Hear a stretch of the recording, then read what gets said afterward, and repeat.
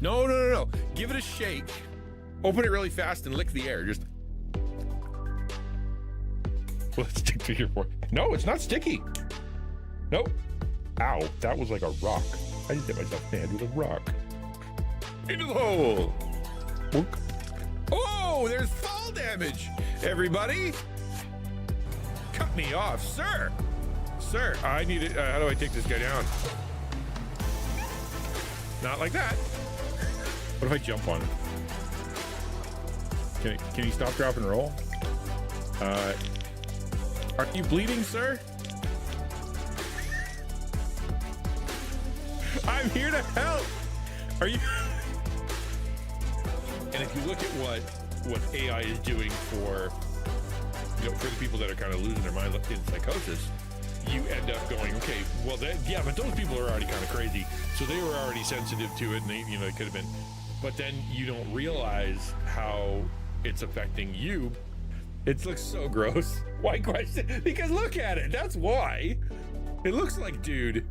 Tastes like chocolate pudding, though. Mmm, that was yummy.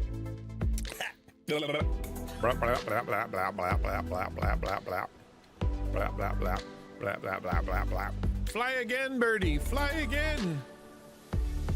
Fly. Nope. I was trying to help. Ah! Ah! Ah! No! This place sucks. If he'd have done it right, he wouldn't have had to die on the cross, or he would have had a lot more friends, or the Pharisees would have listened finally, or he would have had, a better experience with his family, or a better experience with his hometown. Like if Jesus would have done it right, then he would have had as many people mad at him, or many people misunderstood him. All he had to do was explain it this way or see it this way. That's not how it worked. The plan all along was a man of sorrows while acquainted with grief, a man rejected. That was the plan. And sometimes that is the plan. You're not. I was going to say you're not alone. In your loneliness, you are not alone, because other people are lonely, but then they're alone. So you are alone in your loneliness, and we are not alone in the fact that we all are lonely. Does that make sense? That totally made sense. No need to explain. Want to play? Let me have it. What's your problem? Why are you blinking? I'm not. Capitals strikingly attractive. I'm above average, but I'm not a head turner. There's no way I can respond to that. That is going to get me in trouble. Nope. I have gone through the options. I've played through the situations and all the scenarios, and there's no way to respond to that in a way that doesn't get me in trouble somewhere. So I acknowledge it, and we're moving to the next comment. And I already shook it, and the lid was off. Oh, man. Oh, that was super smart. I don't know if you guys just saw that, but I literally just poured lemonade all over myself. If you're driven by fear, I can't do this and I can't do that and I can't do this and I can't do that, then your God's really small. Your God's really small. That's fun. Oh, ow. My face. She said ow and I said ow. Nothing here. I'm enjoying this. To do the underground loopy-doop so I could learn how to zip-zap with. Hello, everybody. Welcome to the stream. I need to turn on music. I actually found a new playlist. We're going to try playing this one. Should be fun. There we go. We got EDM. We got royalty-free EDM. Is it fully safe? Did I check? No. Does it have swear words? I found it this morning. Might. I don't think so. I hope not. Could. I hope not. It does have words. Dagnabbit. Why would you call yourself EDM if you have words and you sound really, like, slow? What's up with that? So much for that. Okay. Well, I should have listened to it beforehand. What do you want? Preparedness? Someone who knows what they're doing? Well, not here. Not on this channel. Still new. I feel like, hello, Jim. And hello, Quiz. I feel like I found new and better ways to mess up my stream every day. I'll tell you why I'm late. Let me add the timer.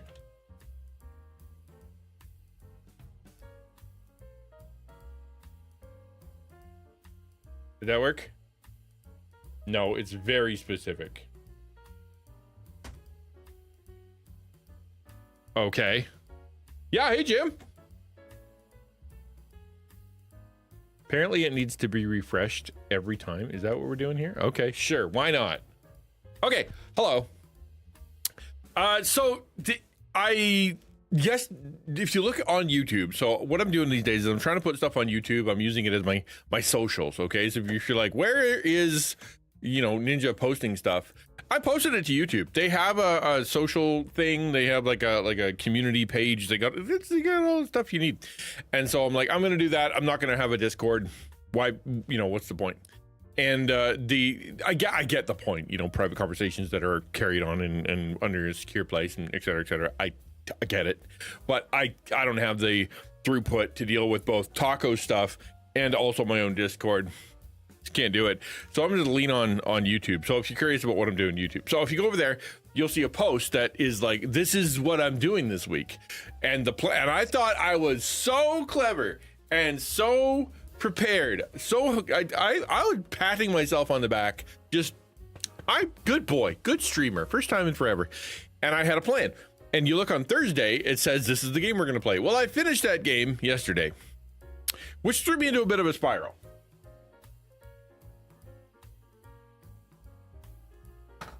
Also, my daughter, Prince Theseus, has started streaming today, which she started at 10. I came downstairs. She's like, you better be watching my stream, my first stream. You better be on there. And in chat and stuff, because you did that for me when I was starting, and so it's only fair that I'm in hers. But so there came down. Usually I go down, I do devos, I prepare, I do some stuff, and now she was talking in my ear the whole time, right? And I'm trying to be in chat and kind of spur some conversation, etc. But I haven't prepared at all because she was streaming, and I like I said, I can't concentrate when I've got someone yipping. And so what I was trying to do is I was trying to do that, concentrate a little, but then also try to figure out what am I going to play afterwards. Prince I'll give her a shout out here.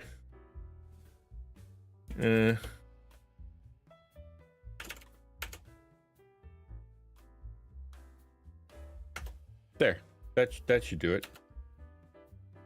Yes, so she decided to start streaming again. So what happened is a couple weeks ago, she lost her job.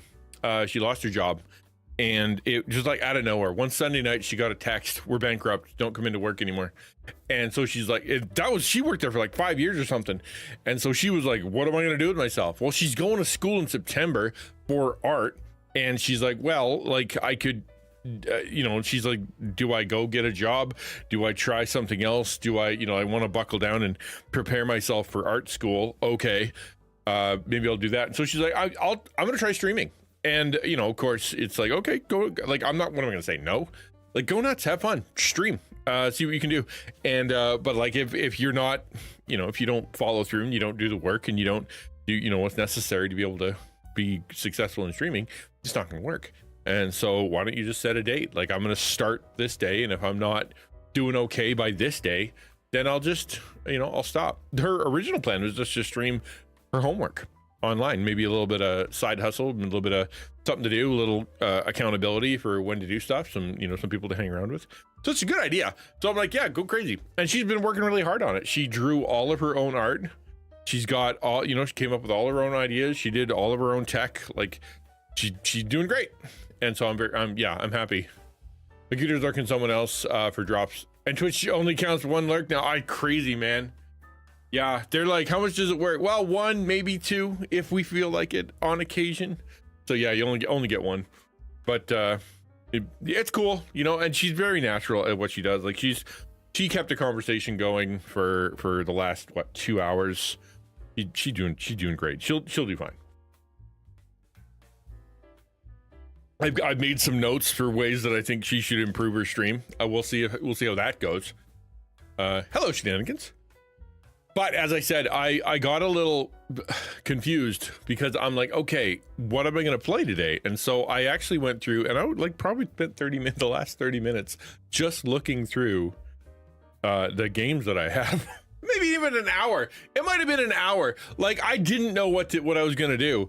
And so finally, you know, after a little bit of time, I came up with, I don't know, like 6 games that we can play today. I think it's a good little list, and we'll see what you guys think, and we'll take a little vote, or we'll put them in a wheel. Maybe we'll put them in a wheel and give it a spin, because any of these games is going to be good, but they're so diverse. Like Halo is one of them, but so is The Witness, you know, like and so I don't know what we're gonna do.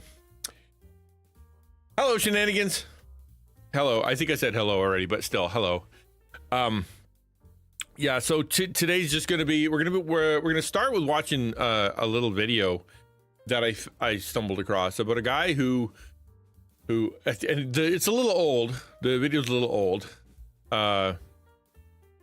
and but like as in like last year.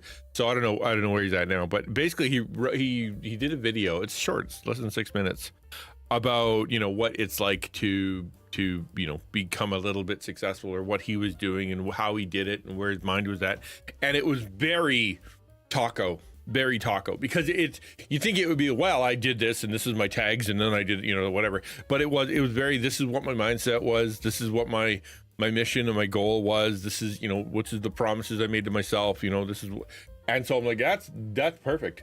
So I want to be able to, you know, I think it's a great idea for us to watch that and kind of glean some stuff off of it, and then we'll jump into whatever game, and that's going to be streamed today. I made a short yesterday. I'm doing what I said I was always going to do, and it's a lot of work, right? So like I on YouTube, like I put out videos that I've edited, that I'm proud of, that I voiced over, that I worked hard on, that I didn't rush them. By the time I got to the end, I'm like, this is the product that I want. Send, right? Could it be better? Yeah, maybe. Like but I had to learn some stuff to make it better. I have to, you know, figure out like new skills, but it's good enough. There it is. Here it is. And so I sent it out to the world. And then a day later, you know, I tried to make, or 2 days later, try to make a short. So instead of being like, try to cut something out, I made a short specifically, edited it in vertical, put it all together, and put it out on the on YouTube. So I'm trying to make content, which is so ironic because the conversation on this channel was like, AI, that's super cool, right?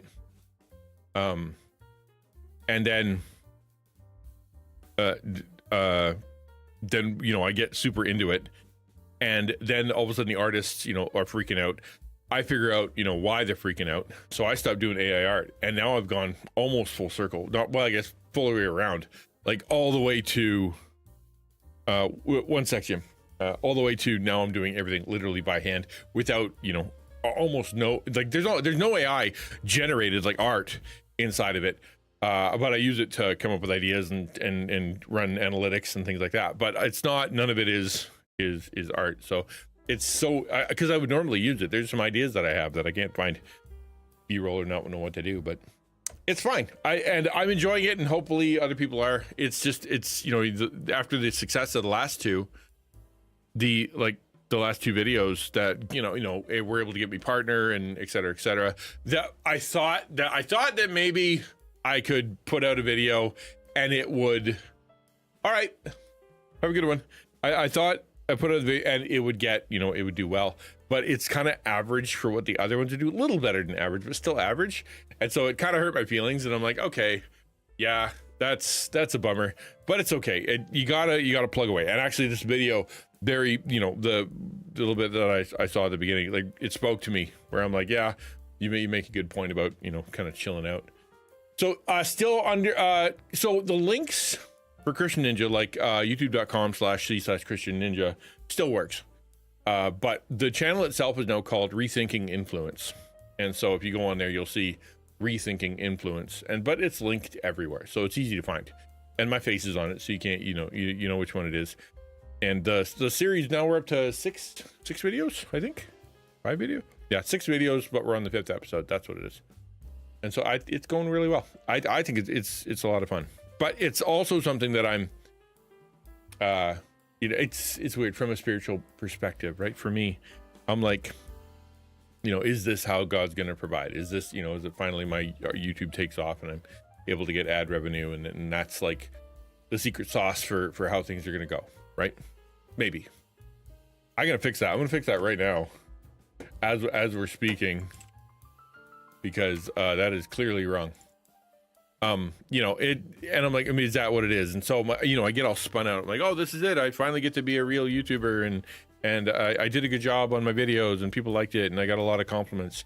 And then release the next video, and this is like, and I'm like, okay, that was, I don't want to say flash in the pan, but it really was. It was one group that came in, and their whole thing is that they swarm, and they come in and they just like boost content for their favorite streamer, and then off they go.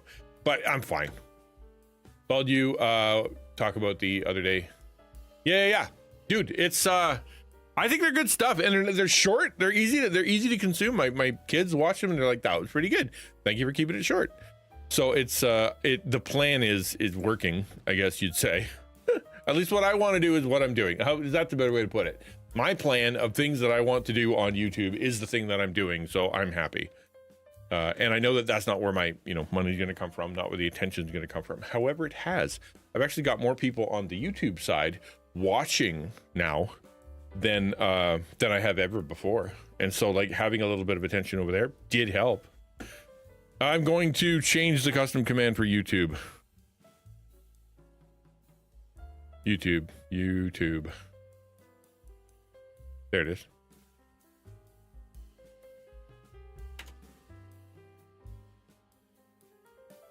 Wait, how many subs do I have over there? I just realized I don't actually know.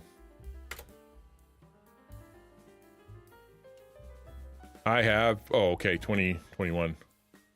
Okay, so we'll do 3,000 as the number. Save. Cool.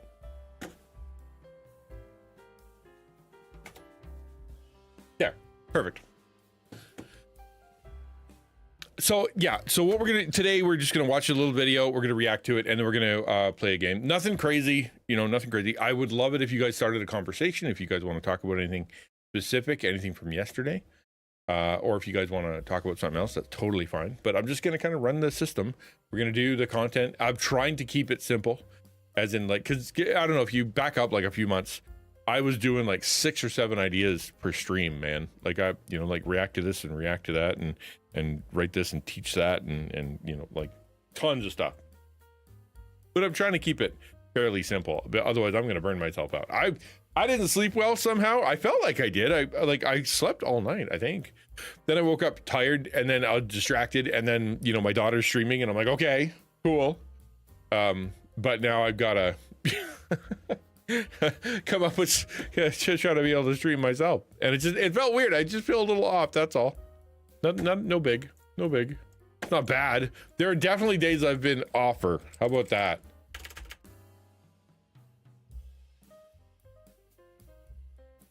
More off.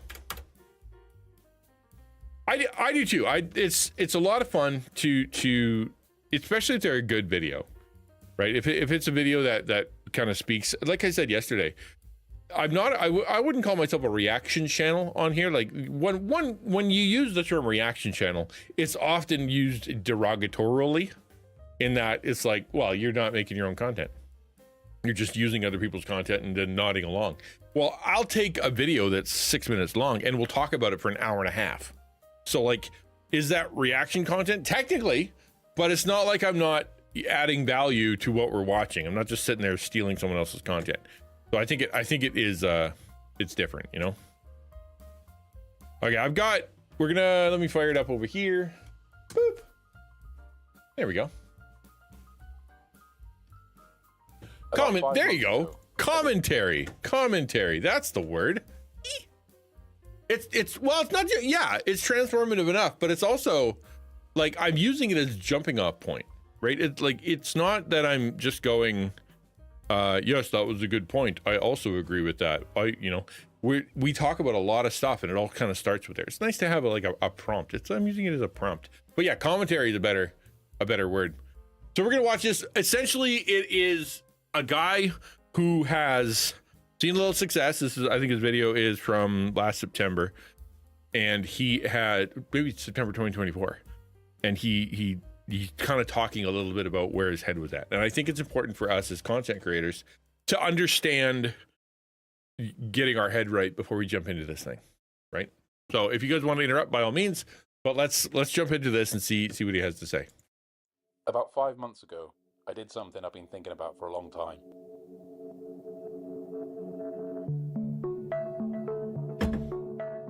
I bit the bullet and started making YouTube videos. Since that first upload, I posted a new video every week. Some did well, some flopped, and I spent way too much time obsessively refreshing the YouTube Analytics app, hoping that part really got me. I spent a lot of time refreshing the Analytics app, right? I'm living this right now. So for me, I'm living this. So I was able to get YouTube partner like less than a week ago, maybe a week and a bit ago. And it was a huge deal for me. I wanted to have over 1,000 subs for 5 years, man. Like, I have not gotten anything, and none of my Twitch content was taken off. None of my short, like a couple shorts were doing okay, but they didn't convert to anything.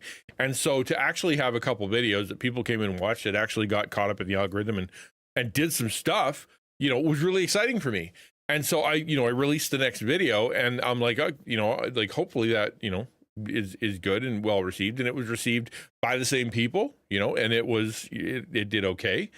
And then I'm like, okay, what do I have to do? And I've done this enough to know that you can't, I'm not going to become a neurosama glazing channel. I'm not going to start talking about VTubers. Like, that isn't what I'm here for. I'm here to speak specifically to issues that content creators have in a philosophical way, to be able to challenge their thinking and make them think about something else in a way they haven't before.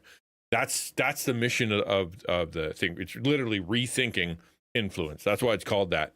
And so I posted the video on Saturday after much kerfuffle, and it didn't take off. Right, like the last one, it was like I got alerts, I got emails, things like that. Oh, your video did this, and then nothing happened. And I'm like, oh, okay, cool. And I'm trying not to be that guy, right, who is looking at his analytics and then hitting refresh. But I did probably 3 or 4 times over the last day or so, where I'm like, oh, I wonder if it got some attention. And so I'm like, okay, get your head straight. That's not how it works. And so I edited the short yesterday after stream. Released it. I'm like, okay, well, how did my short do? Did anybody like my short? And it did okay. It did okay, but it didn't convert to views of that video, right? Views of the video that I released yet. Maybe it will. I don't know. And sometimes it takes a while to get caught up in the algorithm, whatever. And all that to say, I also got hyped up for success, numerical success, to the place of kind of going, oh, I wonder, I want that dopamine hit. I want that, affirmation. I want the validation that I'm a good boy and that my YouTube video actually has value and whatnot. Because if you've ever done this, and throwing out a video to the universe and just kind of having nothing happen, right? And then doing that over and over and over, especially if you think you did a good one. Like, you're like, this is valuable. This is good stuff. I think I did a good job. And then, and you're like, man, that sucks. I'm talking to a wall, and I feel like I shouldn't be. I feel like I deserve for someone to listen to this because I put some effort in, and it wasn't happening. And so I lived that for a long time. And so then suddenly I'm like, I don't want to be that guy. But when he said that at the very beginning of the video, I'm like, yeah, I get that. I totally get that. I have talked for years how difficult it is for me not to get caught up in numbers, because I do all the time. Like my viewer is off. Like, I have nothing on my screens that say how many viewers are watching, because it would make me crazy. I would literally lose my mind. we did like we were doing we had, sorry, I was doing a 2000 2000 follower goal, hit it, and we didn't celebrate. I didn't know what to do. I'm like, I don't know what we're gonna do. I didn't really think about it, and then things were happening, and like we just didn't do it. And then Twitch purged like 100, like removed 100 followers from me. Probably they were bots, or probably they were dead accounts, or who knows what. And suddenly I'm back down to 1960, and I'm like, it. And I get it, bots, okay, cool, you have to get rid of those. But like, I'd hit this goal, and then suddenly I was back below it, and that it felt a little like a punch in the gut, because it was like, I'm celebrating. I send it around on Twitch or back when I had X, like, look at me, I got 2,000. Look at the, yay, that's great, And then all of a sudden it's like, no, I don't. I've been abandoned by like 100 numbers. And so I try not to. Hello, Turkey. I try really hard not to get caught up in the numbers thing, but it is so built into the system that of analytics. Like today, I actually went to the dashboard. You probably have seen it. So if you go to the if you're a streamer, you go to your Twitch dashboard, and if you go to, is it here? I think it might be under analytics. Let's check analytics. Overview? Yeah, I think it's overview. Yeah, so here it is. If you look here, it will give you suggestions. And I did this. I'm like, okay, what category do you think I should be streaming in? Oh, ye smart, machine that seems to know. And I'm like, here's a bizarre, like, obscure indie game. No. I'm not doing a carb thing. I'm not playing Hearthstone. That's hell. I don't want to play Scam Me. Marbles on Stream isn't a real game with content, right? I'm not going to do gambling. Like, I'm like, okay, I can't do any of that. Like, it's okay, fine. And I don't want to buy another game. Like, I don't want to be like, okay, I'm going to go buy like so many scary, gross things. And I'm like, okay, I'm not doing that. Although I can play Tetris Effect. I have that. I'm like, all right. So that's not it. I can't do that. So what am I going to do? Like, what part of it is like, what am I going to play that people are going to want to watch? What am I going to play that people are going to want to, that people might get attracted, like be like, hey, if he's playing that, I want to go watch. Or what am I going to do when, or what will keep people the least bored? Like, I guess, like that they'd actually kind of stay and lurk. It's just, it insane when you start getting into the numbers thing.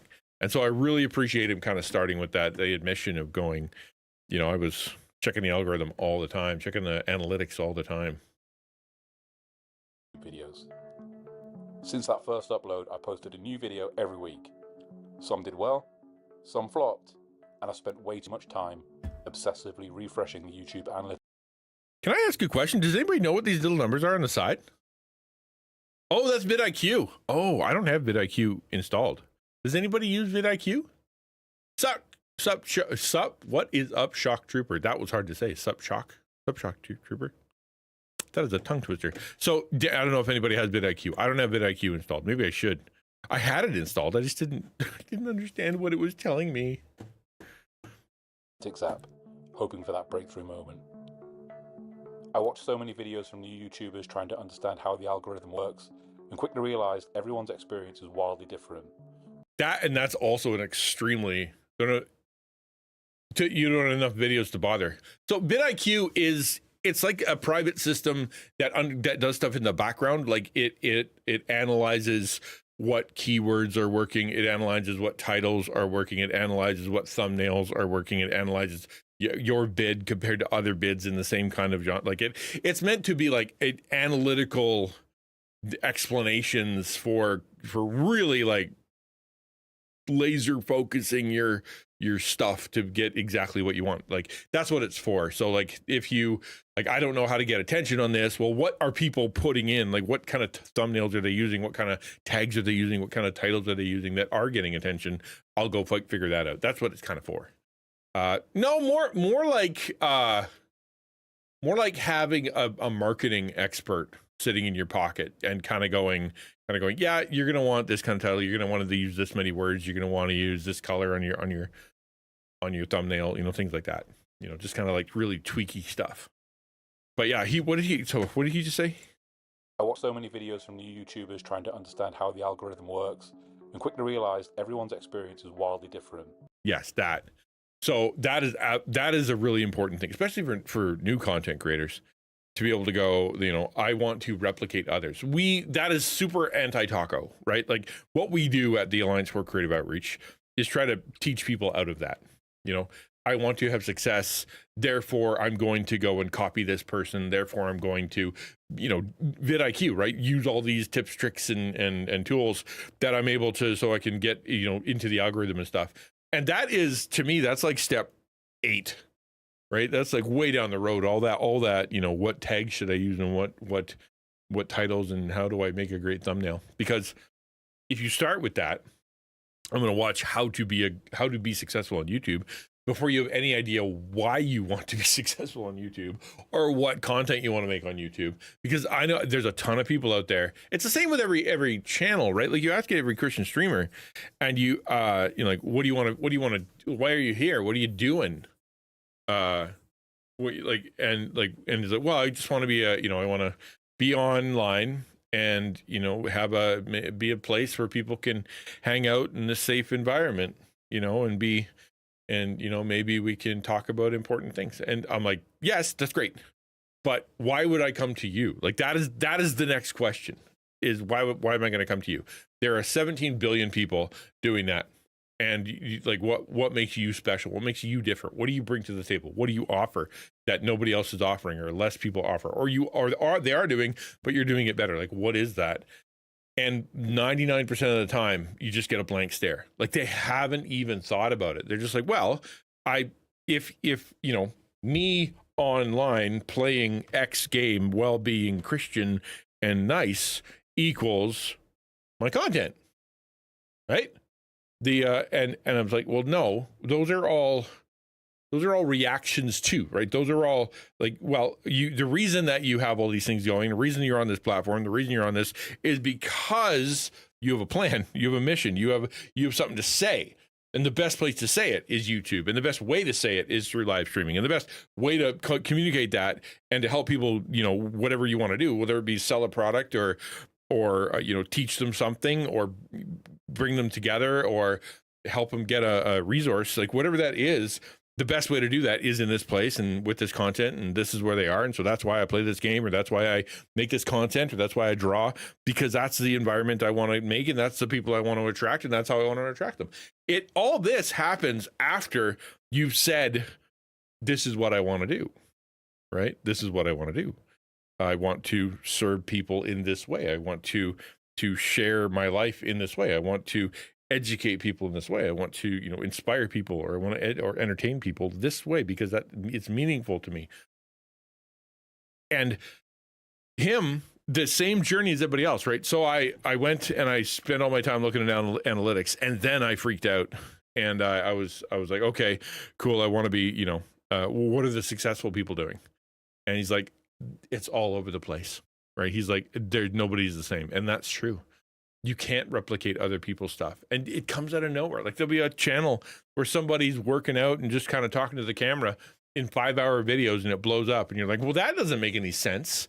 And then someone else is doing animation and they're amazing at it, and they get no views.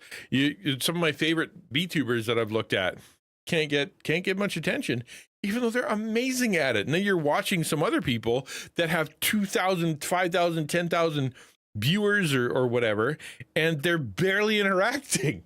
It's like on their phone, like, and none of it makes sense. And so like that first 2 lessons, you know, like I needed to get my base out of the analytics, and I needed to realize that what I bring to the table it might be different, and my story is going to have to be different, is super critical.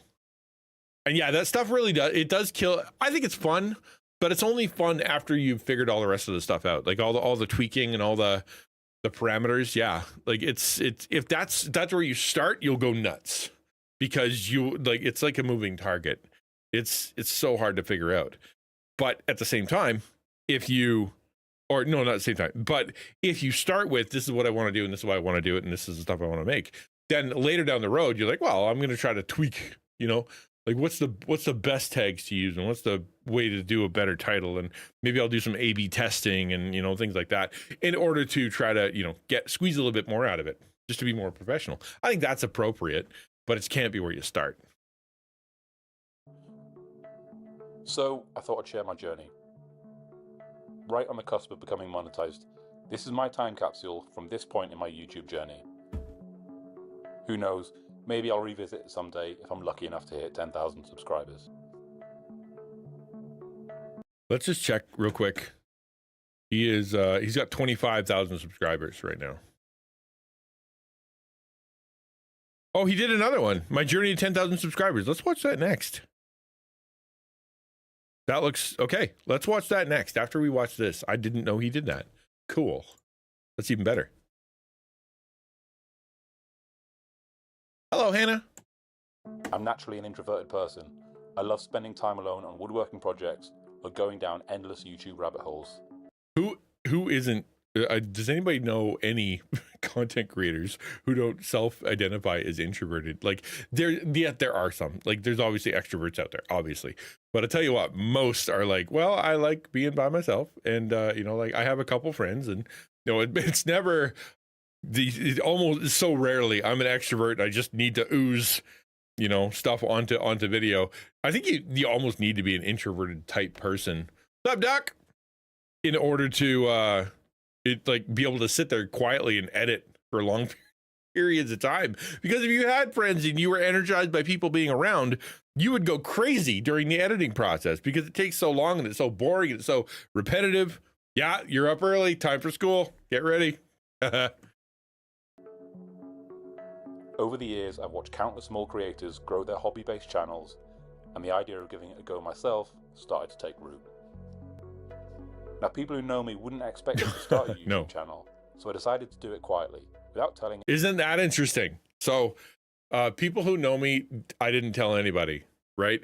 They wouldn't think that I would do this, and I'm not telling anybody. Like, raise your hand if when you first started streaming.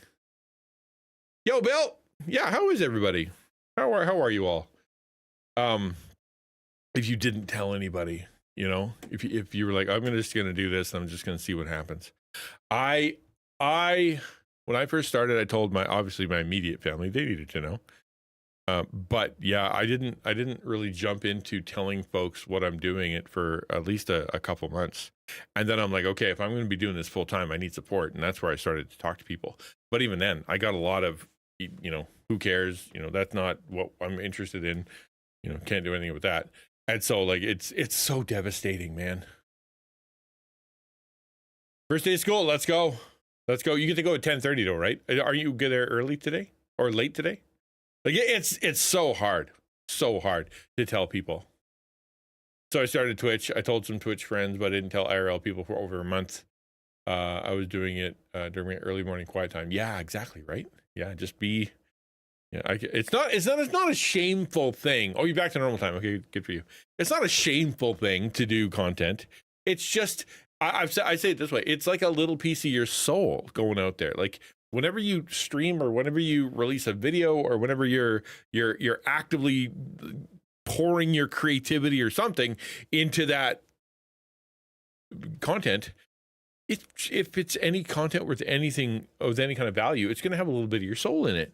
And so therefore, when you send it out there for judgment, you send it out there for people to see. Like it's you take it personally. And if someone's like, what you're doing is stupid, or what you're doing is a waste of time, or what you're doing is bad, right? It hits a little harder than if they were like, and if you're sitting there and saying, I watched this show, and they're like, oh, I don't watch that show, that's a dumb show. And you're like, well, I like it. And then you move on. It doesn't hurt your feelings, right? But it does when it's your content, because it's a little piece of you. Anyone, no expectations, no pressure, just to see what might happen. I knew I wanted my channel to focus on woodworking, workshop projects, hand-built guitars, and the occasional tool review to keep things varied. My first video was a review of a new miter saw I bought. It's awkward, clunky, and just not great. But it's still there because everyone has to start somewhere. Feel free to check it out if you want to feel better about posting your first video. My first video is very, very, very buried and very, very, very gone. In fact, I have, if you go to my channel, to see what you have today, you have a sandwich, is what you have. Like I've had so many iterations of my channel, right? It was just a place that I put a few family videos. It was a place where I put sermons, like that, recorded sermons. It was a place that I put my podcast, where I actually edited my podcast into videos. It was a place I did COVID videos and then it was a place where I did the news. I had a news program on my YouTube channel. And then it turned into, what was after that? Another podcast or something. And so much of that is buried. So much of that is buried. I do have a lot of stuff under the membership. Like if you become a member, like for whatever level, you will get 100 more videos on there, all from like the past and things that I've, that I buried for everyone else, because you might care maybe, but you're not going to see the earliest stuff. Absolutely not. Right? Because it's just, I don't know. It's not great. Well, I do agree that sometimes it is hard to reach out. It really is, Bill. Like it's asking for help, asking for support. Like my daughter, she's like, "You're going to watch my thing, right?" And it would have been devastating if I'm like, "No. Like, I'm not going to watch your thing. Figure it out yourself." Like that would be hurtful. We absolutely want other people to be on our side, but it's really hard to reach out and kind of go, "Can you do that?" That is my advice though to new content streamers, especially new streamers. Before you stream, tell your friends, tell your family, tell people that you know, and say, "Could you please come into my stream on this day and just hang out? I don't want you there all the time. I don't need you to live there. I don't want you to become a Twitch person, but it would mean worlds to me if you would just make a profile, show up for the first 2 weeks, give me a bit of practice, react, make it a safe environment for me, and it'll also bump me up in the list a bit more, because now I'm not streaming to 0 people. I'm streaming to 2, 3, 4, 5 people, because that's, I've asked people to do that. I think it's a really good way to start. And I would say further, if there are not enough people in your life that you don't have friends and you don't have family and you don't have anybody to say any of this to, you might want to consider rearranging some of your life a little bit to making some real IRL friends and whatnot before you jump into streaming, because who are you going to stream for, and what's it going to be? It's going to be harder. It's going to be harder if you don't have some people in your corner in the real world. I remember the boys in my class found their kids channels back in the day, and I was thinking, oh yeah, dude, that's going to happen more and more, right? Like, I think it's crazy that, and that's why I don't know if your country does, but I know Australia does. I think UK is going to. I think India does, and I know Canada's talking about putting a limit, like an age limit, on when you're allowed to have social media. Canada's talking about age 14, and yeah, because when you're dumb and young and putting things on there that you shouldn't put on there, that lives forever. And if you leave it on there and you don't think about it, and someone goes and finds it later, they can do some real damage to you, like just because you were dumb back in the day. Like, it's got to be so careful. You note that is good for streaming. It is not good for YouTube algorithm. Do not have people sub who will not keep watching the type of content. Yeah, that's specifically for streaming. Yeah, specifically for streaming, because the way that it works for YouTube is if they sub and they don't watch, pity subs actually work against you. If they watch the first 10 seconds, and then click off, it tells the algorithm that video sucks. That's what it does. So they're like, "Oh, I watched 5 seconds, gave you a view." All that did is tell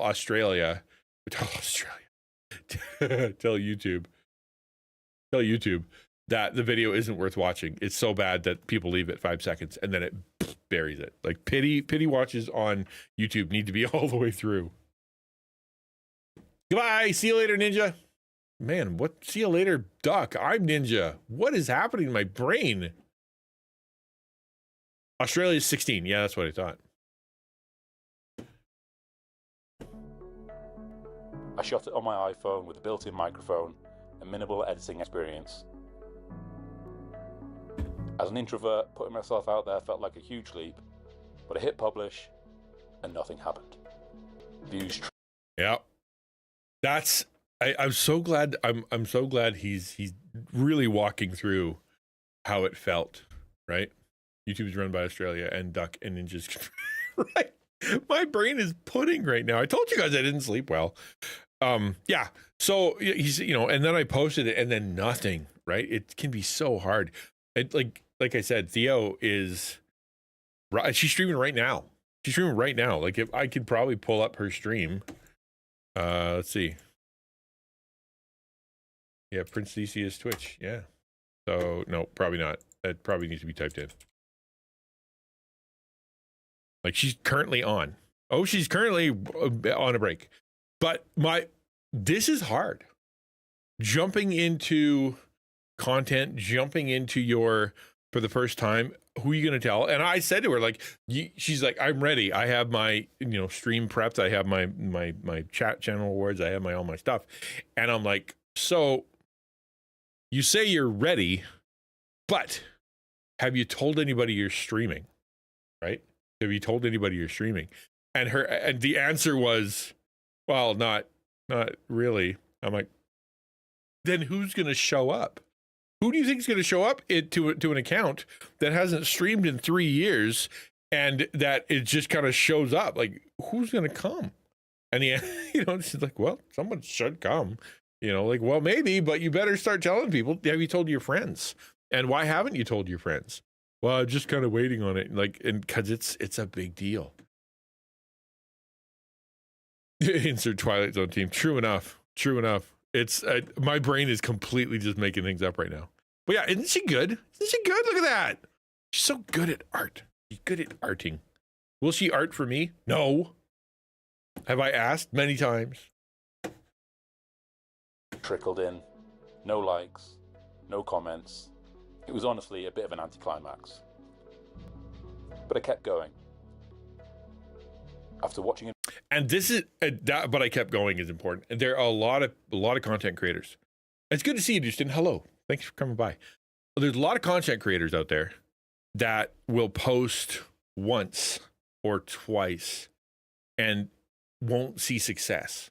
And they'll misinterpret what that means, right? They'll misinterpret what that means. What it means is that they haven't been picked up by the algorithm. They haven't told anybody they're doing that. They don't have any proof. Their system, their tag system, they haven't learned enough. They still need practice. But what they feel is, I put it out there, I tried, it didn't work, which isn't true, right?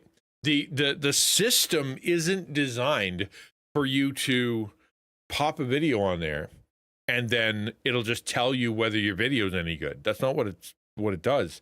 There's so much more going on behind the scenes. So if you pop it on there, it could be the greatest video ever, but because say your thumbnail isn't right, because the click-through is off, or your tags aren't right, or you forgot to put them in, or your description is weird, or you just you don't get picked up. All that stuff factors in.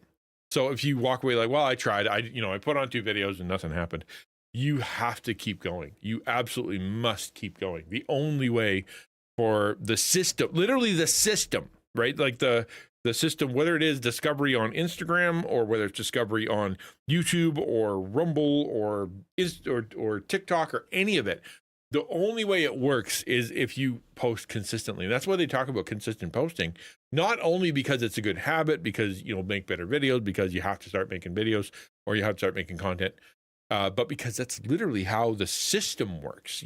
The consistency tells it it's going to keep coming. Advice videos, I realized consistency was key. I committed to posting weekly and started documenting a guitar build. Again, nothing happened. But something unexpected started to change. Let me pause there too. So he's like, then I started to do do the guitar build. And I don't want to put myself in his head, but I know that it's like, what might work, what people might like, building a guitar. I'm good at it. It's interesting. People like music. It'll have some really good tags. You know, you think through all this stuff, and then you go out, and it's a lot of work to film. All of a sudden, the job that you're doing, which is, you know, this guitar, is costing you twice the amount of time, because you're having to set things up, and you're gonna have to protect the camera, and you're gonna have to figure out the angle, and then when you shoot it, you're like, you gotta make it right, and it's just it's so much more work to do the thing with making video. And then you're like, okay, this is it. This is gonna be the one. I'm gonna put this out there. People are gonna be like, oh, cool. And then it'll be worth it. And then it still doesn't work, right? That's what we said. It's still nothing. To back up a bit, talking about letting people know you're streaming, I do wonder when someone should make their own Discord to tie to the channel and not rely on other self-promo channels. Well, Discord, in my opinion, Discord is for an existing community to communicate with each other about insider stuff, right? To me, that's what Discord's for. It's not a promotional thing. It is a place where you put your community because they need somewhere to talk to each other, right? Taco, we could do all of our talking live on stream and on each other's streams. It doesn't work though, right? If we're going to be talking about stuff, you need somewhere to go, somewhere to put the resources, somewhere to ask the questions, somewhere to do all that stuff. And that Discord is perfect for that. If you're just a private streamer, you don't have a whole lot of people, right, that watching, then who's going to be in your community? What are they going to be talking about? There's so many people that have Discords that there's nothing there. No people, no content, no people, nobody do nothing. And the reason is because it doesn't have a purpose, right? It's not meant to promote. It's meant to bring together the people that are already there. It's kind of like a room, right? Like you're out, you're meeting people, and you're like, hey guys, come over for a party. And then they come over here party, and like, no, they're all in the same room. But if you go stand in a room and you're like, hey, where's the party? And it's just your room, it doesn't make sense, right? Well, so that's what you're saying is what I think you're saying is basically, what if you know people like, well, Joe, you have one, but it's not creator focused. It's like con focused, right? It's for a different purpose. And so therefore you're gathering people for this other purpose. And then you're like, well, I'm going to go and stream now. And so therefore you go to your community and you're like, hey, I'm going to stream. You're advertising to your community, but your community was built on something else outside IRL or with a different purpose because you all wanted to talk about that one thing. Yeah, makes sense, but it's still got to come around something. In fact, now that I think about it, Jones, if you have a Discord that is all about people that are going to cons, or people that are into cosplay, or people that are into, paintball, or, all the stuff you're into, then if you were to advertise content, or you start making content, you'd think the content that you're advertising to them, the communities that you built, the people that you want around, is going to be the stuff that they're interested in. Paintball stuff, or con stuff, or reviews of things that are at the con, or memories, or, sharing whatever. Like, because that's what the group of people that you've attracted are into. That's why they gave you their time. And so saying, come over and watch my, Final Fantasy stream, and be like, well, I like talking about cons with you. I like talking about, cosplay, and I like talking about, paintball and stuff with your group. I'm not into Final Fantasy, but if it was like, I'm going to go talk about stuff you guys are talking about, then it makes sense that your Discord would drive the engine of your stream, right? That would make more sense, but you have to gather them for a reason. Weekly, and started documenting a guitar build. Again, nothing happened. Something unexpected started to change. YouTube gave me a reason to prioritize my woodworking projects. Life often gets in the way, but by committing to weekly uploads, it meant I was carving out time for what I loved. Oh, see, if that wasn't natural for him, that's even better, because his hobby becomes two hobbies in one. I don't know what you mean, Lalitha. If you're self-promoting, though, maybe don't.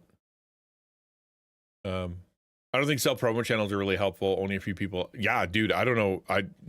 I only time I ever go to, hi Hannah, only time I ever go to self-promo is if I'm like, I'm going to go scan through to see if there's anybody I'm not following. That's it. That's everything I do. I've been posting in the self promo channel because it's the only place in the taco that I can post my stuff. But I don't think anybody's going to see it because who's checking that channel?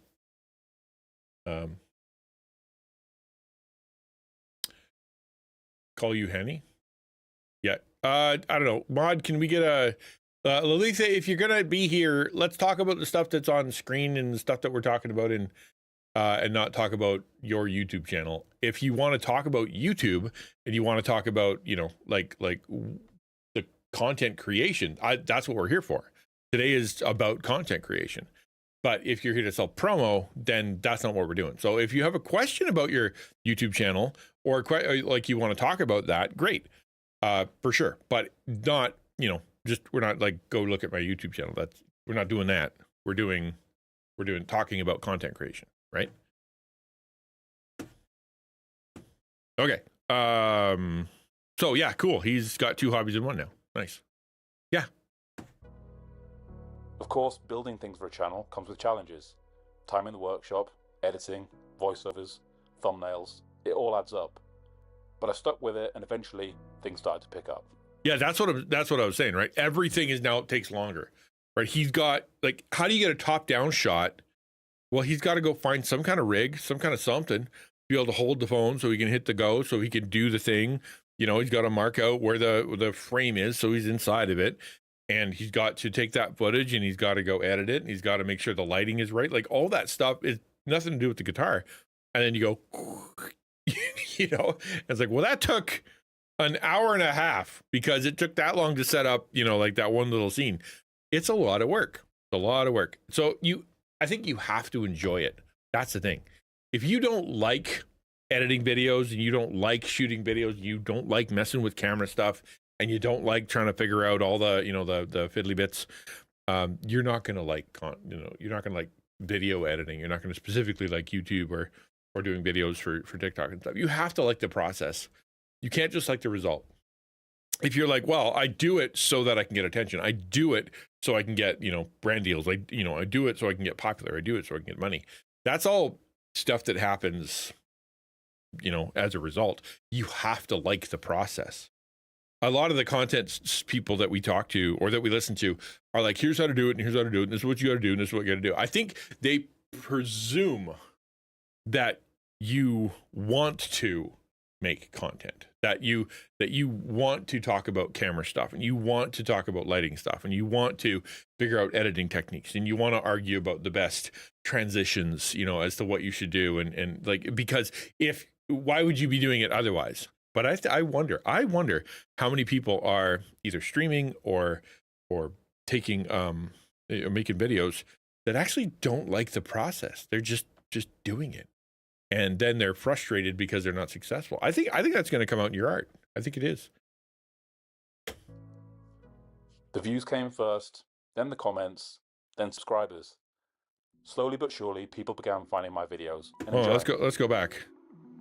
And subscribers. Slowly but surely, people. So this is July, August, so June 2024, babe. Channel September 2024. So if he started in June and had nothing, July, August, September, he's posting weekly. That's 12 weeks he's posted, at least. Then it gets to end of October. So let's say that he's done 15 videos at that point.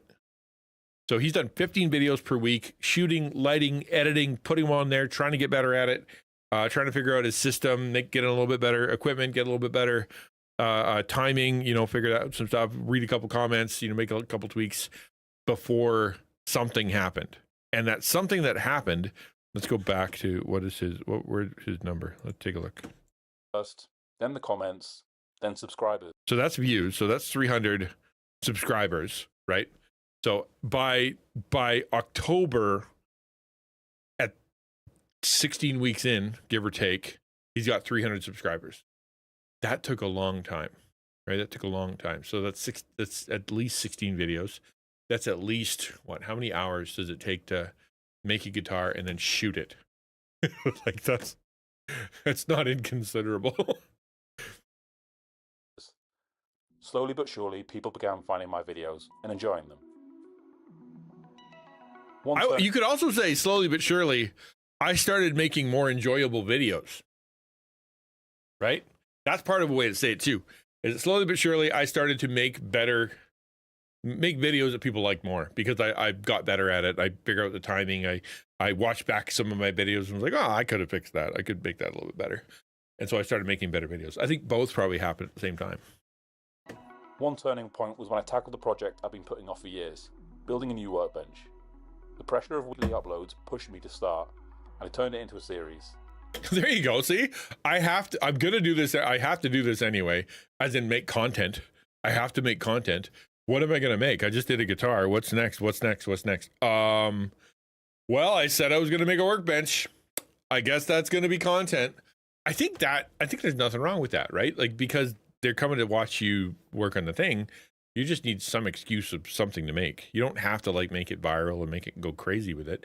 It's just got to be something that matches your mission, matches your purpose, matches your content. Like for me, I'm actually thinking about that right now. So I have, that talk I gave at Reach. It was it's two big talks mushed into one, and each of those talks has little bits inside. And so I wondered, should I take the first talk in there and actually teach me how to raid? Oh, they don't know how to raid? /raid. Type in the name. Not that hard. The sorry, that was funny. That was distracting. What did I say? What was I saying? I got lost. Oh yeah. So for me right now, I'm thinking about this. Hi Theseus, how did stream go? And like, do I take that one talk that I gave? It ended up being like a 40-minute talk, and cut it into, it would end up being theoretically like 10 videos. Or does it have to be self-contained? I'm actually fighting with myself about this now, right? It is content. It is something I want to do. It is something I want to say, but is that right? Right? It would just be really easy to know what I'm doing next week because it is the next thing in that video series. Am I the only one thinking about this stuff? Am I talking only to myself? Does anybody else in chat right now thinking through your content, thinking through your stream schedule, thinking through what you're doing, why you're doing it, struggling with the views and the numbers or any of that kind of stuff? Is anybody else vibing with anything we're talking about here? Barracuda, yes, Barracuda is a lovely person. Yeah, the stream manager, yep. We can talk about that. For sure. I'll write that on the note of things that Prince Theseus needs to fix. I have a whole list.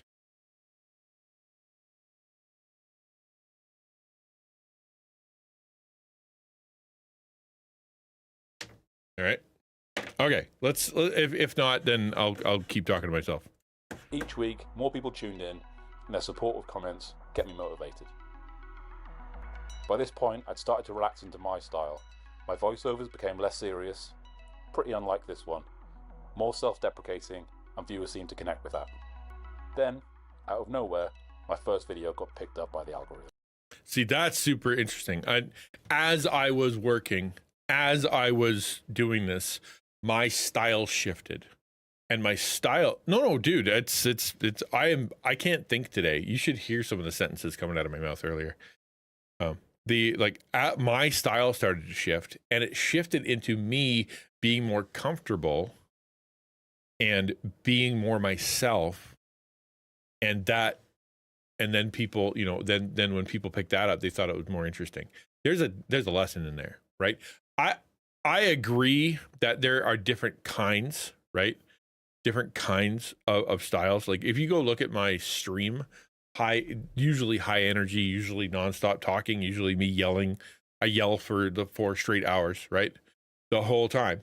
If you go listen to my videos, they are quiet and they are more like way more chill. And that's purposeful because I want it. That was the vibe that I was going for in my head. I want it to be that kind of video. And is that the best one? Should I be doing this? I don't know. but that's what I've decided. And it's interesting to me that it was like I started being myself, and then things started to happen. Just interesting. He found his style. Well, he didn't just find his style. He chose to loosen up, which is kind of a big deal because some people, the way that they approach the content, some way they approach the, whatever, is I need to be, more of a stickler. I need to be, more professional. I need to cut, really be careful with the edges and make sure everything is really sharp, as opposed to I loosen things up. I loosened my language. I loosened my editing style. I started to, be a bit more trying to be funny, which is harder to do. That kind of thing is, sometimes people don't think that. They think they got to go the other way and just like really buckle down. I need, a better camera. I need to shoot in 4K. The problem is that, I need a better microphone. The problem is that I need to script every word, things like that. And it ends up actually, you may have just needed to, take the stick out of your butt and try to talk normally. And then people might listen more. Maybe some people talk with a stick up their butt and it's better, but for some, maybe not. Yeah, of course I remember you, James. Good to see you. It was a quick review of a pocket hole jig I'd used for a workbench. I threw it together with recycled footage, added a silly spit take and an AI-generated one-trick pony joke, and poked a bit of fun at Americans in the voiceover. To my surprise, it took off. 5,000 views, 10,000 views, 20,000 views, and eventually started slowing down with just over 23,000 views. So I had the same thing. That's exactly what happened to me. When you first start something like YouTube, it can be awkward, and then you cannot really know what to do. But as you go on, you learn things to loosen up. So I would say that you shouldn't start until you know what message you want to give, or where the heart is, or the people you want to talk to, or all that stuff. Oh, thanks so much. I appreciate that, James. Like, you need to know why you're doing what you're doing. We talked about that. And then when you start doing it, you're gonna suck, right? That's the way it is. You're gonna be not great. I show, like, go back and look at my early. I'm gonna show you because it's bad. Hold on. Twitch. Gosh, let me show you my very first stream. All time. No. How do we do this? Oh, oldest first. This is my original start screen. Okay, like if you look at that, it doesn't even go full screen. I don't think it's not big enough. Like, it's just, I think it looks cool. I still think it looks cool because purple. Okay, that symbol is rad. I still, but it's obviously very cheesy. Yeah, I'm having a good day today. And then this is the style I actually did of. Why won't it go full screen? That's so funny. Just because it's too old? It doesn't have enough resolution? They don't have a full screen button. It's so funny. But yeah, like if you look at that, this is what I've got. It's simple, It's got so many colors. It's got all kinds of like stuff going. I worked really hard on it, right? I know, so old it can't even go full screen. That's crazy. I don't know what the deal is, but I worked really hard on it, and I thought it was super cool. And not only did I think it was super cool, I'm like, how do I make a circle? I want it to be a circle. How do I, I know that I'm going to be playing things that are 4x3. What is the best kind of frame for 4x3? What colors I'm going to use? All of these are different layers. This moved. The background moves. Maybe not. Oh no, they're going to make me do the whole. That's cool. Like, the background moves. I might go back to this. It's so great. But like, it didn't last for long before I started to, how long did it till I changed? Nope. Oh yeah, there we go. So, nope, that's still different. How long till I changed? Took a little while. Wow. Oh, that was it. That okay. Once I turn into a square. So a circle, circle, circle, circle, circle, circle, and then square. Where's square? This is square. Yeah, suddenly I'm a square. So how long did that last? May 2021, and this was March 2021. March, April, May. That's how long I could stand it.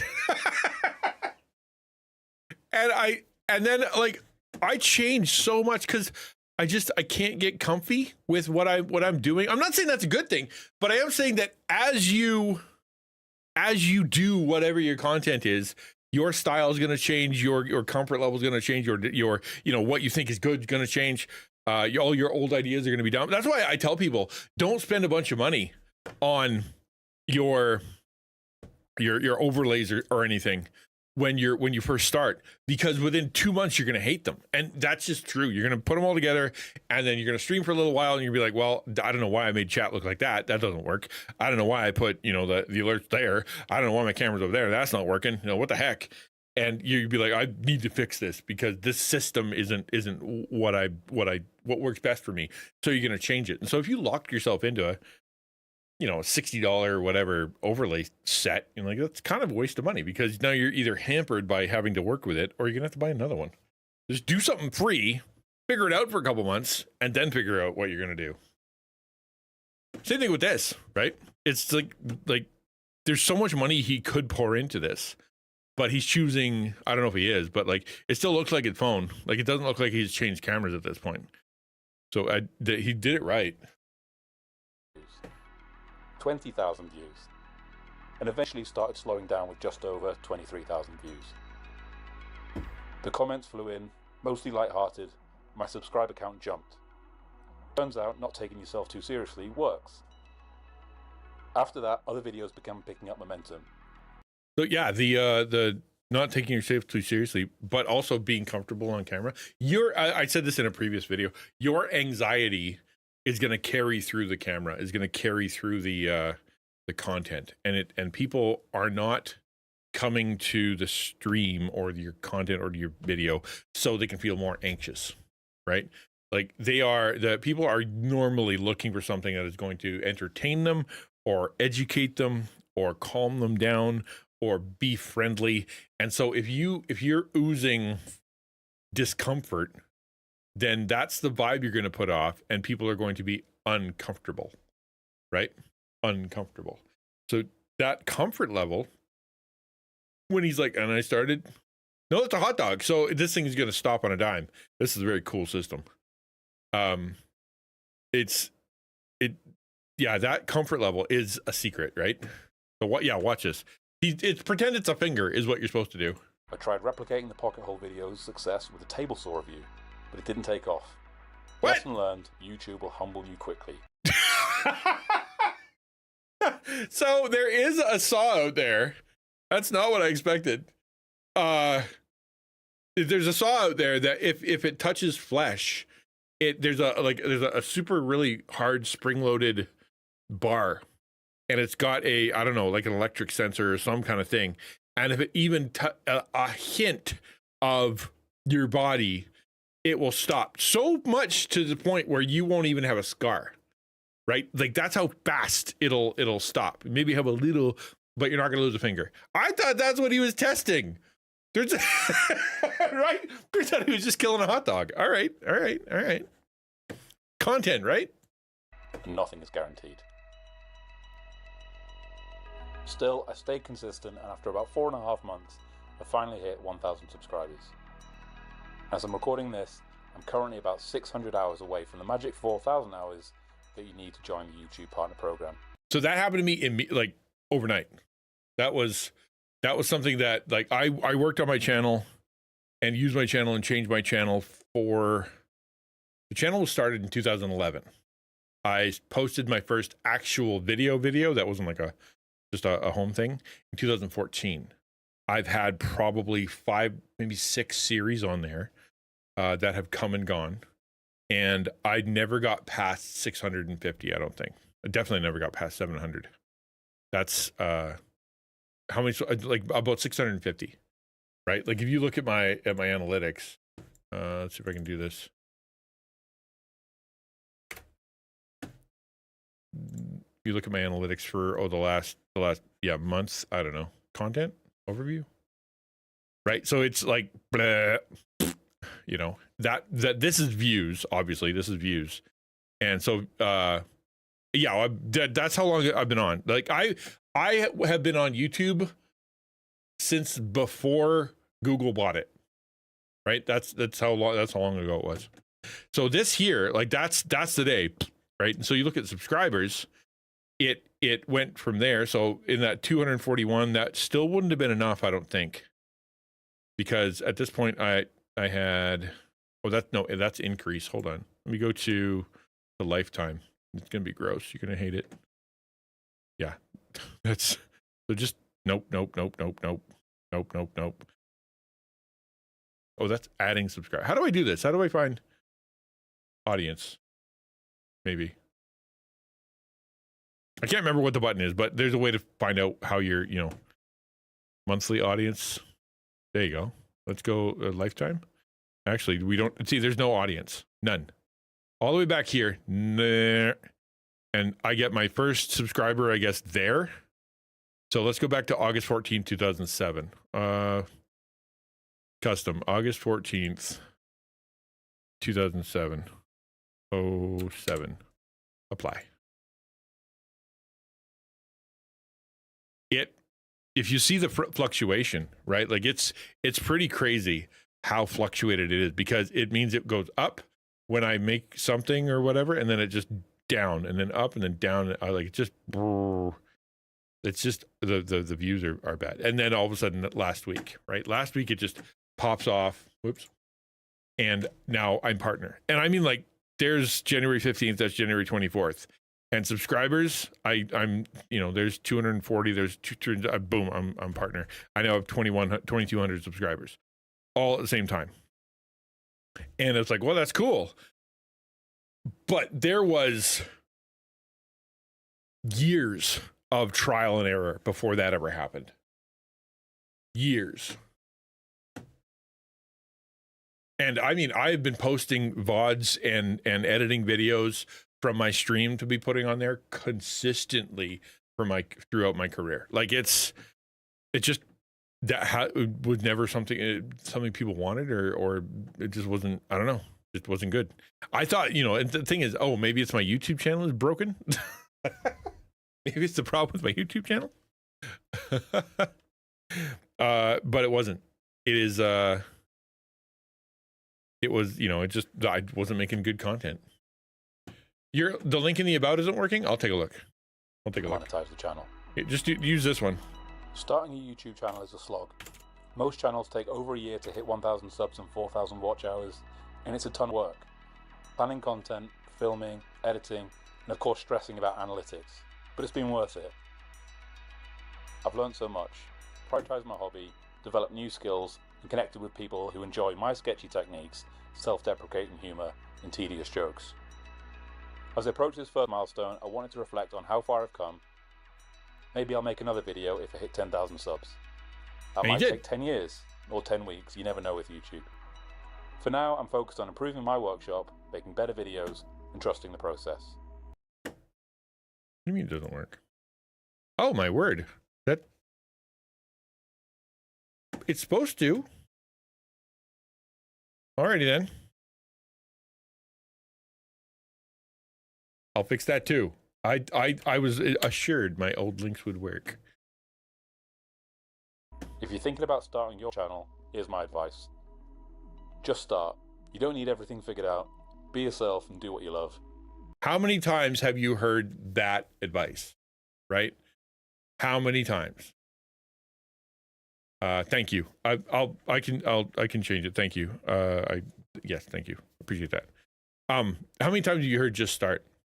I don't, there's a lot, right? And I think there may be some people that are on the side of, I'm not sure. I don't know if if I should do it. Maybe I, need more research and they don't do it. But I think honestly, the other end of it is equally problematic, where they do start, but they have no idea why. Right? They're just like, and then I started making videos. Why? Like, why did you do that? And it's not like you need to want to change the world. I'm not saying that. I'm not saying you need to, the mission is to make the whole universe better. But it's like, well, I want to share he said, I want to share my woodworking. I think it would be good videos. I want to be, that's the content I want to share. But a lot of people, they, especially with gaming stuff, they don't stream because they want to share the game. This is coming off the top of my head, but I think it's absolutely correct.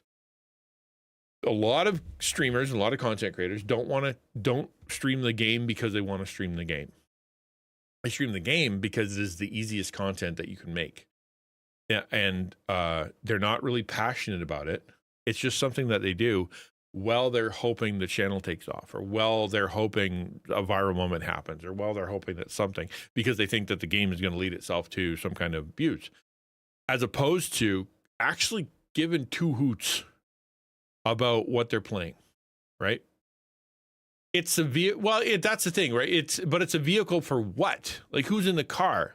Where are you going? Where are you taking them? Because for me, the gaming part is an excuse to be on there so that one can, you know, like, we can have time for discussion, or it's a way to launch a discussion, or it's a way to have a shared experience that's kind of weird and interesting, that we can all be like, wow, that was weird, and there's something that we can do together. It's community based. That's what all those things are.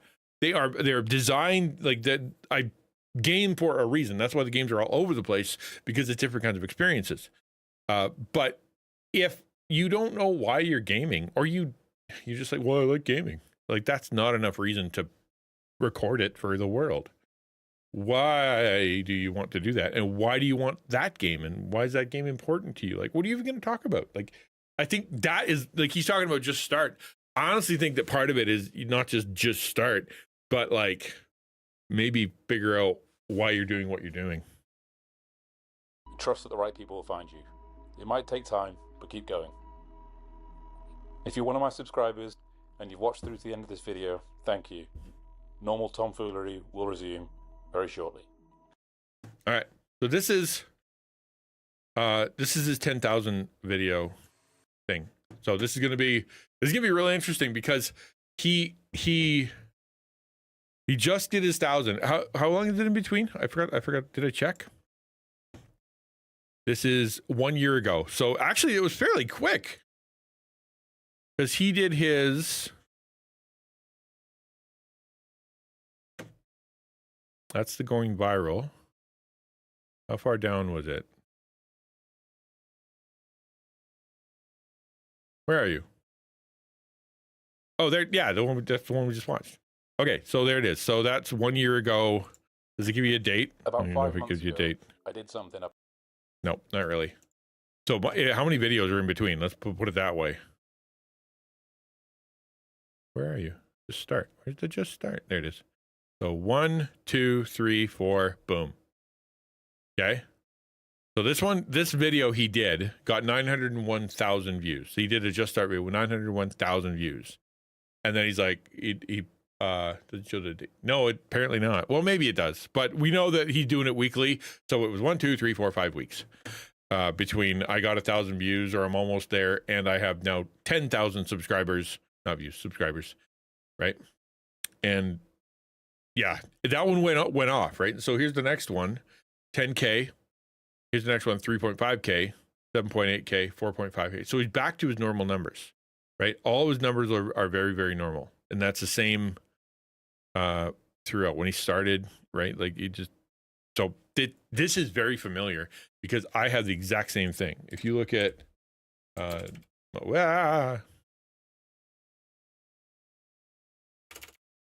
look at my channel, look at my videos, they are, right, like 300. Oh, this is all for members. That's all members stuff. No, we don't want members only. We want public. There we go. There's a lot of members only videos. So like 304, 308, 512, 144. That's this series, right? So most of the ones before I started my series are pretty low, unless I did a special one like Tortured for Views, which is that one up, because the guy literally got arrested. I think they went to jail like yesterday or something. But for this video I made 5 months ago.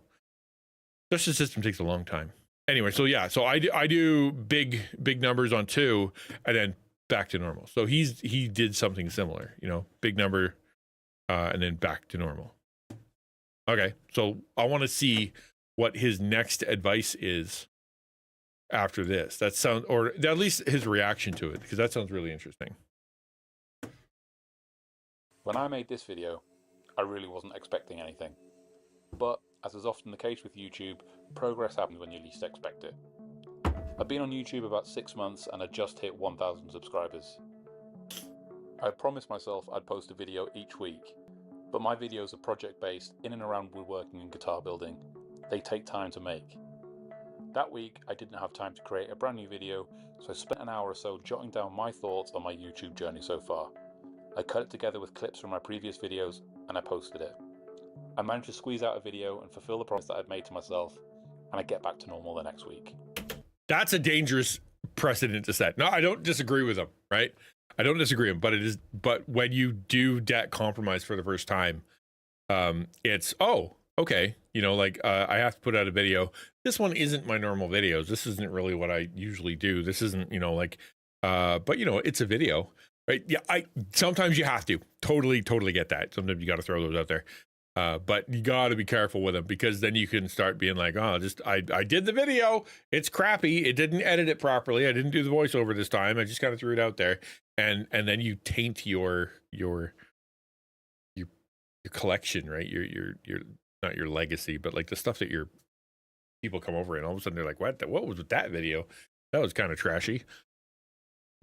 The video isn't perfect. I really wasn't happy with the audio on it, but it was done. I didn't expect what happened next. So let me take you through what happened, while maybe showing some of my new subscribers some of my earlier projects. The video looked to be doing okay for the first few days.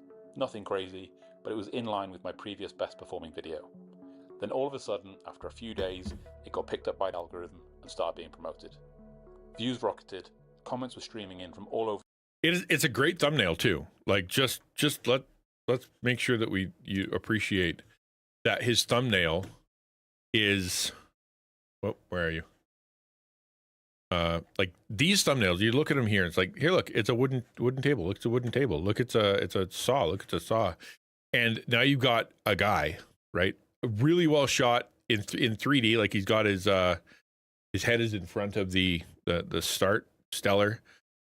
It's very, very good. So I will click on this if I give two hoots about the Festool, right? Maybe it's cool, maybe it's new, maybe whatever. You're gonna get very like that's who's gonna click on that. But this is anybody who's interested in YouTube, or anybody who's interested in woodwork. Anybody, like, I don't know what he's just, you know, when you look at the thumbnail, you're like, okay, how YouTube changed my life. Okay, oh, that's interesting. Let's talk about that. And the fact that it's only 5 minutes is, I'm like, yeah, I'll watch that. 5 minutes out of my life, not bad. If it was like 35 minutes, I wouldn't have clicked on it.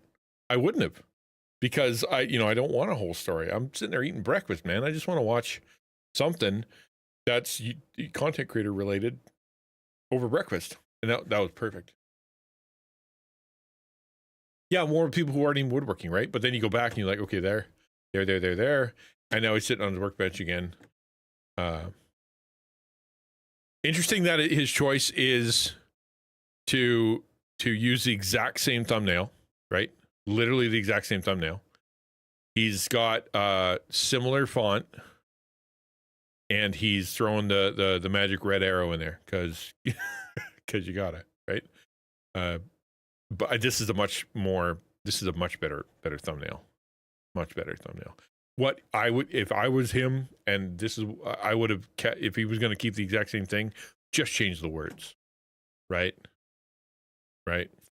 Just change the words and then leave it at that. And going a bit viral is okay. I'm trying to learn how to do mine. So if you look at like my actual videos, the way that I've done this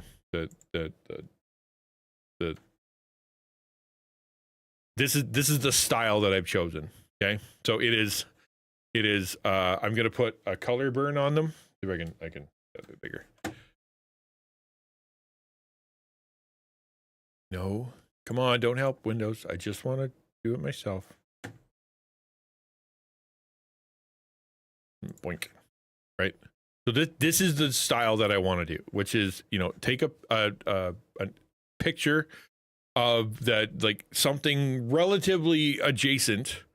These are two screenshots from the actual video, and that screenshot from the video, and then color burn it. Put a text over the top that is some kind of thing that tells you what's in the video, and then add my branding, and to try to keep it simple. This here, because Neurosama was on it, I actually fought with myself over whether or not to put these two characters on there, but I knew like I have to put those on there because people aren't going to know what it's about. So there you go. But this, I actually changed this thumbnail. This my previous thumbnail. Let's see if I can show it to you. It's like a filter. Like, you see how it's all like really like the bees all like weird looking, like it's really dark and all the colors are kind of blown out. It's a filter. This was the previous thumbnail. Okay, this was the thumbnail I did before. So color burn thing at the top, two characters. I was trying to replicate the Neurosama. Same kind of thing. Like here's what I did for Neurosama. Whoop, hey, stop it. And so therefore that's probably what I should do, similar. And then as I started looking over it, I'm like, maybe it's a little too busy, maybe it's a little too whatever, maybe the slot machine isn't quite the right image. So I switched it up to be YouTube is a gotcha game, stayed the same, but then I changed it to an actual character from the game, and then I put Paimon in here, like kind of sneaking in the corner, because that's funny to me anyway. But I'm trying to keep it similar. I don't know. I'm not saying it worked, but I'm just saying that like I've chosen this as my thumbnail style. His thumbnail style is this, which is fine, right? Like, but clearly it does affect his views. Like when he did the one down here, right? It's not even close to the same kind of thumbnail as the other ones. Not even close. And it blew up. All right, there we go. Ah, crap. Did I lose? What did I do? Oh, no, there it is. Over the world from introverts like me who had either been on the fence about starting a YouTube channel or had started and were looking for encouragement. Comments came from Argentina, Brazil, Canada, the Netherlands, India, Australia. I was genuinely floored by the support from the YouTube community and made a point of responding to all new comments. Of all the comments, about 5 were from jerks, looking to put someone down for putting themselves out. I think this video is very mediocre and boring. Given YouTube recommended it and the title was solid. This video has 71,000 views, but so far, how's the drop-off rate? People are just the worst. Why are people so terrible? Hello, Silent Dill. Good to see you. Man, people, right? Why even take the time? Why bother? What are you contributing to the world? Nothing. Negativity. That's what. There. But I really didn't care because the support and goodwill that people were sending quickly drowned them out. I didn't get a single bad comment. It was all swarm, and they were all nice, right? It was like one very specific sub-community, but they were all nice. You want to announce my divorce, right? You're going to get mixed reviews on that one. Right? Like, bottom line, people need Jesus. Bottom line, people like to make people feel worse because they think that they're going to make themselves feel better. It doesn't work, or at least it doesn't work for long. As an introvert, putting yourself out there is a big barrier to starting a YouTube channel, and I had a lot of comments from people who were worried about putting themselves out there and then getting hate. Anybody else? Pastor Brian said to me that we should connect. Well, hello. Thank you for coming in. I appreciate it. I'm happy to connect. So yeah, I'm going to throw it out there. Has anybody else struggled with this? That you didn't want to start doing content creation because you were worried that you were going to get negative feedback, or you were worried that you were going to get trolled, or you're worried that people are going to make fun of you. I would think that for a lot of people, it would be their physicality. That would be the biggest barrier. Like, if they're going to be on camera, should I be on camera? People might make fun of me because I'm, XYZ. I have a scar. My hair looks weird. I'm fat. And people are going to be all, stressed out about that.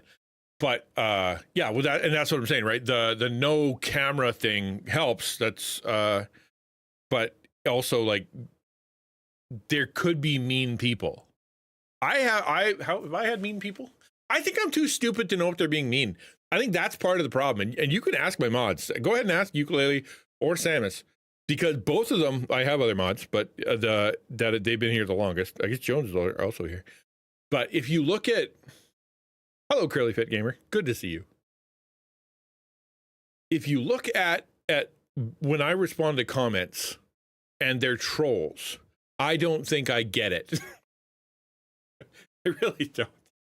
I think I'm just like, oh, sure, let's use that and talk about that. And I just got to move on. I will ban people who are being jerks to others in the chat, but if they're selling something, you're gone. But if they come in hot, I don't ban them, right? I don't. They gotta be really mean. Have we ever banned a mean person in my channel in 5 years? Because they were mean to me.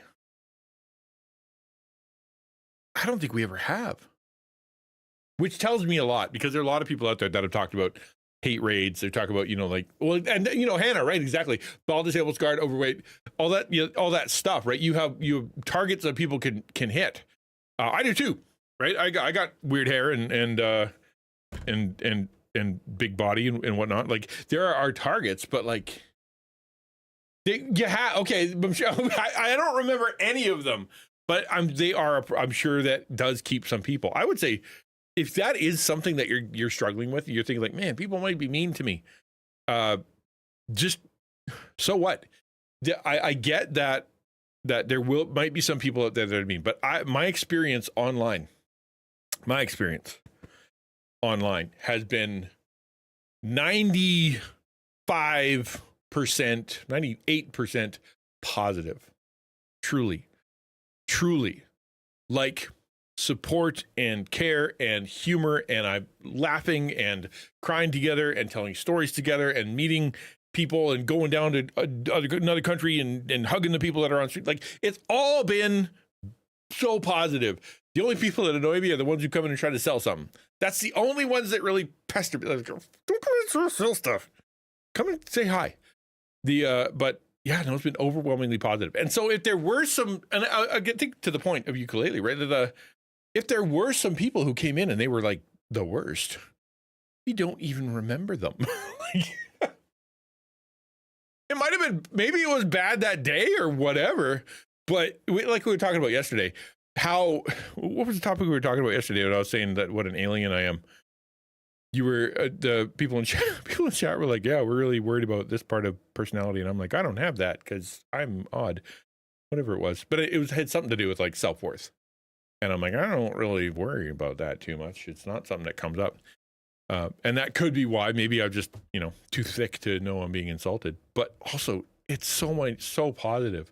So if you are trolling, like if you go into the saltiest category, if you go into the, like the known to be toxic area, and you are not prepared for that, and you think you're gonna go shine light in this place, and you're not prepared for the feedback you're gonna get, that's kind of on you, because they're known to be horrible. Like if you go into a Call of Duty, League of Legends, whatever, like some of the places that are just known to be mean, you're gonna get it. You're gonna try to shine light over there, okay, but you're coming against darkness. That's the point. You're shining light because it's dark. You're gonna get caught up in that darkness. But I'll say it again, it has been overwhelmingly positive for me, man. It's been so good. I don't know if I'd have made it, man.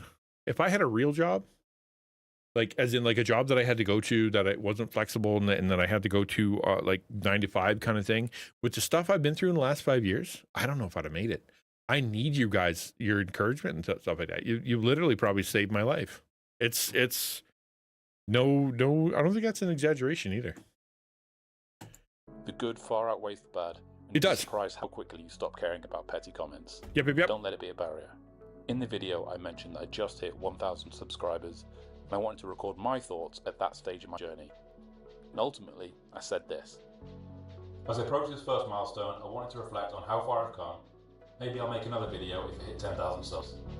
That might take 10 years or 10 weeks. You never know with YouTube. Now, when I said 10 weeks, there was no way in hell that I thought that was realistic at all. People started tracking my progress in the comments, giving me updates as my subscribers rocketed to 5. I got that too. A bunch of people are like, hey, like, you're at this, you're at that, you're at this, you're at that. That was fun. It has since stopped, just so you know. I don't get that anymore. I haven't got that for a week. 1,000, 7,000, 9,000. The support was insane, and 4 weeks after that video had come out, I'd hit 10,000 subscribers. It was a great journey to have, and I'm very aware that success like this is no way guaranteed in the future. Scroll back through the band chatters, and the last 2 years are mostly people who so trolly they got kicked off Twitch, and I can no longer see their messages. Okay, yeah, maybe, but again, that wouldn't hurt my feelings if they were like, if you come in swinging out of nowhere stuff, you know, like something horrible or racist or trying to bait me into saying something vaguely, you know, terrible. I feel like I'm smart enough to not do that, but at the same time, I gotta care about you a little bit for your insult to actually hit. Like, you gotta, if you really want to hurt me, stick around for a little while, become my friend, and then out of nowhere, just say something mean. That'll hurt. Do that, Charlie. Then, yeah, you're just horrible. You are using the people's misery on the internet as entertainment. 10 out of 10. That's exactly what's happening. Yeah, some people do. That's their form of entertainment, being a jerk online. That's what they do instead of playing video games. But I'm grateful for it. I'm grateful for all the kind words, the encouragement, and I'm really glad that over 6 months ago I took the leap to start my channel. I was debating making this video. When I mentioned revisiting my YouTube journey at 10k subscribers, I didn't think I'd be contemplating it so soon. But in the end, I thought back to all the people that had expressed an interest in the journey, and dare I say it, maybe I'll pick this video up again if I ever hit 100,000 subscribers. You've got to be ambitious. So far, that video has picked up over 312,000 views. It's at 900k now. Watch hours. That's almost 500 days, which is insane. And has also picked up almost 9,000 subscribers. This video is also the one that pushed me over the barrier to apply for monetization and monetize my channel. And so far, this video. So monetization is an interesting little issue. So when I became monetized, they made me sign up for AdSense, which I'd already done because I was considering doing it on my website. Because at the time I was getting 10,000 views a month, and now I'm getting 12 because I screwed it up. Oh well. But I already had that set up. But they were serious, man. So they are like, okay, now if you're gonna get this, you're gonna start getting money. You need to have AdSense. Your AdSense needs to be updated. We're going to mail you in the mail a code so that we know that you are really living there. Like they're really making sure that it's secure. And you have to, just like on Twitch, you have to make $100 first, right? And so that where I am right now, if you look at the studio, whoop, that's not it. Where are we at? Analytics. Why are you so small, bro? Right now, my estimated revenue over the last 28 days is $48. Meaning that over those 2 videos, right? I didn't get any revenue from this video because I didn't have monetization then. So whatever views it got, up to when I did that, so that would have been like probably the first 3/4 of the video of the views, not monetized because I wasn't eligible yet. But I did it quickly as I could, and then I released another video, and I've gotten $48.71. That has to get to 100 before I'm allowed to withdraw it. Okay, but here's the thing: it took 50,000 views, give or take, maybe 40,000 views or something, to be able to get to the upper, hold on, 30, 20, 25,000 views to be able to get that far, which means I have to, if I'm going to get the money, that I have to get up to another 25,000 views on something over the course of some. Otherwise, I can't have the money. Like the monetization is fun. It's cool. It's really neat to to be able to have super chats and to be able to have memberships, to be able to have all that fun stuff. I have a shock now. Like if you look at my channel, I have like a little where's my store? Why did I get a store? Where's my store? Anyway, I have a little store if you go look at it. And it's cool. It's really neat. But ultimately, because it was quote, sort of flash in the panty, it didn't it's not helping, right? The money is stuck. I can't have it if I wanted to. I have to do better over the course of the videos, over the course of the next however long it takes, in order for me to actually be able to get to the place where it actually will make some money, which means I need to make consistent content. I need to make people, like my stuff. I got to bring it out every week. I got to keep up the quality, all that stuff, and not necessarily try to chase views, but hopefully create some stuff that people actually like before this even matters. So I would say, even if you're like, wow, I'm going to become a YouTuber, I'm going to make some money. I'm going to become a Twitch streamer, I'm going to make some money. You don't make money as a content creator, a small content creator. You just don't. I've said it before. I've been in full-time on Twitch for 5 years now, and I've never made more, I think, than $250 in a month. Maybe one time because things went crazy and I had a subathon or something. But I, on average, get about $110 to $150 per month from Twitch. That's all I get. And I stream and was streaming 4 days a week, 4 hours a day, and doing all the other stuff that I'm supposed to do because I am full-time and I don't have another job. And you can't live on $150. So it's not going to make you money. You have to do it because you want to. You have to do it because you love making videos, or you're curious about how it works and you want to experiment with some stuff. Like you gotta have a reason beyond money and popularity, because I said this in my last video, right?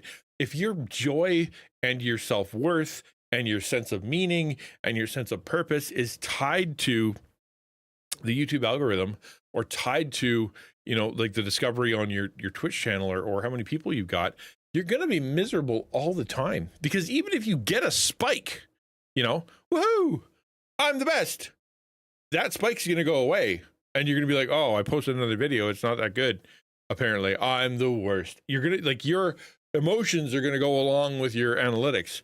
And that's no way to live. You have to want to do it. You have to love to do it. You have to want to believe that what you're doing has meaning and purpose, and the people that you're connecting to for a reason. You know what I mean? You're okay. Yeah. Well, Hannah knows exactly. So you went viral, and it was way super more viral than I made. So you went viral. I think it was on Reddit is where it started. Correct? You posted something and someone shared it to Reddit, and you got 9 million, I think you said, views or something, right? It was like a super viral moment, and it brought in 30,000, if I recall, give or take, followers to Twitch, right? Yeah. And that brought in 30,000 followers to Twitch. It was just everywhere. Oh, over 40 total. Okay, there you go. Cool. And I think it brought in 30K to Twitch. Am I right? I have old numbers. I haven't paid attention much to the specifics. I was just trying to remember when it was kind of a big deal. 24K. Okay, good. See, I'm close. Look at me. And then your streams after the viral, you were hitting some pretty big numbers, hundreds, right? There were hundreds that were watching, and you did what I would consider everything right? You did everything right. Because you streamed consistently, you came in, you had some ideas, you were releasing really stellar shorts that were really funny and really interesting, and talking about yourself. Like, you did great. I think you did exactly what you're supposed to do. So where's that at now, right? Where like, right? Would you say, what percentage of the biggest spike are you currently at? Did it dissipate altogether, or was there some did it hang on for a little while? Well, yeah, but you did. I was watching. You were putting out some really good shorts, and you were streaming. Like, everybody could be more consistent. You got health issues and all that stuff, but I think you did as good as you could have. I really do.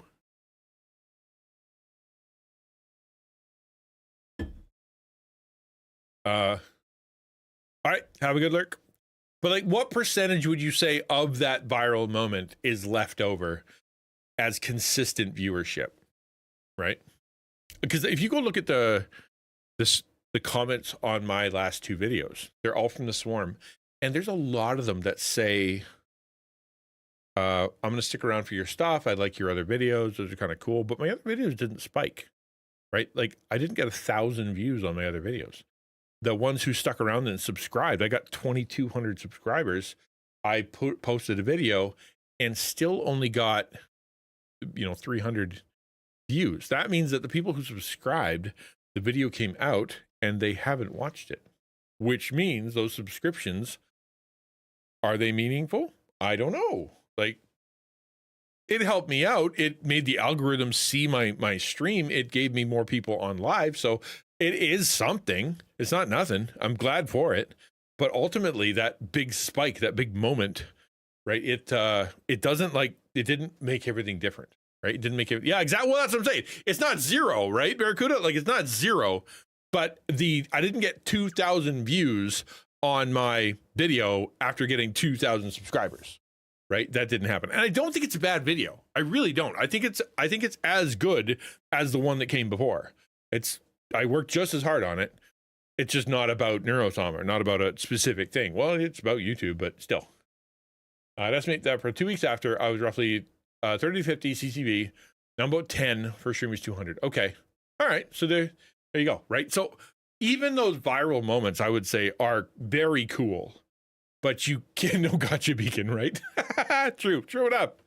Even those viral moments, as fun as they aren't going to be the thing that makes everything better. Yeah. So except, let me say except.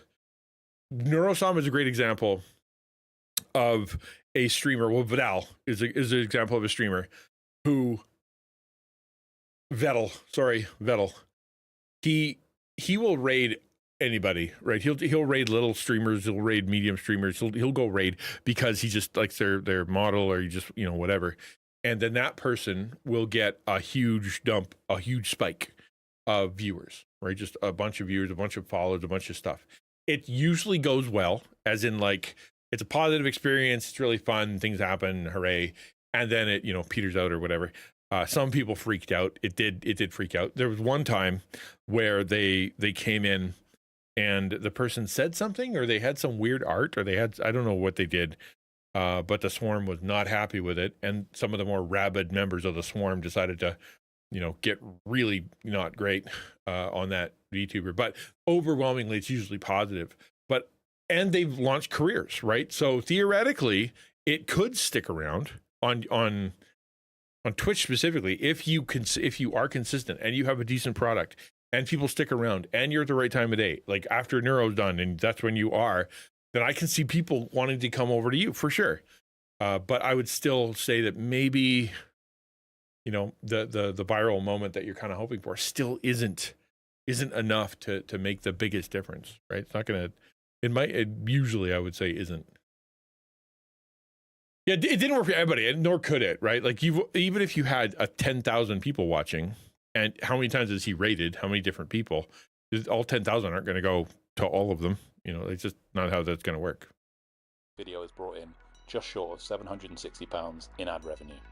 Not to be sniffed at, but that was a lot of views. It was an anomaly for me, and I know not to expect that kind of money from all my videos. Aside from that, I also noticed I started getting more inquiries from companies who are looking to collaborate. It's really hard to work out what is real and what's potentially a scam, and many of them were pretty ropey, so not right. Yes, so that is another thing. I haven't had that, but I have had people email me. I've had people send me texts. I get all the time. Like, I don't use Instagram. Part of the reason is because every single DM on Instagram is, hey, we are a company. Hey, we are a viral marketing, whatever. Hey, we are a content creator, like, group or whatever. We want to help you. We think you're cool. We love the game you were playing the other day. And I'm like, I wouldn't even do it in a gaming stream. You're a liar. So like, it's just gross. That does happen a lot. On email, I get at least once every 2 weeks some kind of invitation to something that I delete because they clearly don't know me or my channel. The reason I'm a rogue sponsored by Rogue, or I'm a Rogue partner, is because they came in to my emails and were like, they were specific. I watched your stuff. I watched you talk to this guy. You said, that was really cool that you said, I like you, like your vibe. Like they were they clearly watched my stuff. So I was able to kind of go, oh, they actually did, as opposed to this is a blanket, either AI created or bot sent generic letter to all streamers and all content creators, which is just no good. But there's a lot of scam out there, a lot of trash. And I would say, in my experience with me, I really wanted to get a sponsor. I really wanted to get, because it validated me. It made me feel like what I was doing was real, because I finally had someone, who was like, oh yeah, you're real. Here's a sponsorship. I definitely went too hard after it too early, because I wasn't worthy of it yet. And I burned a couple bridges that I shouldn't have needed to, because I wasn't able to follow through on some stuff that like it wasn't worth it for them. Right. If I had to do it over again, I would have not talked to so many people about collaborations and partnerships and stuff, because I should be concentrating on my content, not that. Still like Rogue, so that's good. I think they're great, and that's why I haven't said no to them. But I actually canceled my previous sponsorship because it wasn't good for them and it wasn't working for me. For me, so I turned them down. But a couple were very interesting and genuine, so it may be that some of these projects start coming to the channel very soon. In fact, the first packages arrived today, and I'm very excited about it. So it's interesting from the side of the ads. Like if you look at this guy's channel again, like his videos are 1,000 views or like 3,000, 4,000 views, give or take. So you as an advertiser, right? If you see a guy who's got consistently 4,000 views, very specific about a very specific item that he's reviewing, right? You'd be like, well, if we send him one, that costs us shipping and whatever the thing costs. Let's say it costs us $500, right? Then we know at the very least he will get this in front of a few thousand eyeballs, or at least a couple thousand eyeballs. And then that's worth it for us, because it doesn't have to be, hello gigahertz. It doesn't have to be like 1 million people for a company. Having a couple thousand people for the price of one of the items that you're sending it at cost. You're not sending it for what sells at the store. You're sending it at cost. And all you're doing is shipping it to them. And you're saying, okay, do a video, right? And then that video, that product gets in front of a couple thousand people. That's worth it. Like I would say that it's nothing to, you don't need to be 1 million views in order to have a decent sponsorship and give value. I'm not there yet though, right? That's clearly not where I'm at. You look at my viewership, I can get apparently consistently about 200, which isn't enough for anything. So it's not the same. So it's cool, but he was doing product reviews before anybody asked, right? That is part of his content. I haven't done product reviews, right? I haven't. It doesn't match my content. Like the only people that would maybe come to me would be people who had a book, or if they were, like a streaming tool for actual streamers, but it wouldn't be like headphones, or it wouldn't be like, whatever. I signed up for the Razer program because I wanted to have, the little VR girl or whatever on my Ava, because I want to see, because that lines up very well with what I talk about, right? I talk about AI, and I talk about content, and I talk about virtual girlfriends and like all the that it lines up perfectly with stuff we've been talking about over the last 2 years. So I felt confident of sending it in and going, hey, if they send it to me, then I can make a video on it and not feel like I'm shilling or selling out just so I can get a free thing. But most of it doesn't fit my content, right? I don't know. The reason I'm talking about this kind of stuff is maybe you're thinking the same kind of thing and trying to save you some grief. That said, there are also some concerns. That video reached a really diverse audience, people with wide and varied backgrounds and interests. Not everyone who watched that video will want to watch my woodworking videos. No, I would say a vast percentage wouldn't, right? Because if they did, they would, what percentage went back into his catalog and were like, oh, what does he make? Oh, he makes woodworking. Oh, obviously he makes woodworking, and that's what it was about. But I'm not really interested in learning about that particular saw, right? So therefore, no. But there are going to be some people, a few, I would imagine a very few, small percentage, that are going to be like, oh, cool. I've never heard of this guy, and he's a carpenter, and I'm interested in that stuff. Most, if on a viral video that wasn't about his content, I would say most don't care, right? Most wouldn't care about the very specific stuff he's doing about carpentry. I would have thought that because of the topic that I talked about with Neurosama, and I said in the second video, I'm not going to be making Neurosama content. I'm going to be making, content that's like what I'm currently doing. I would have thought that would have mitigated some, but apparently not.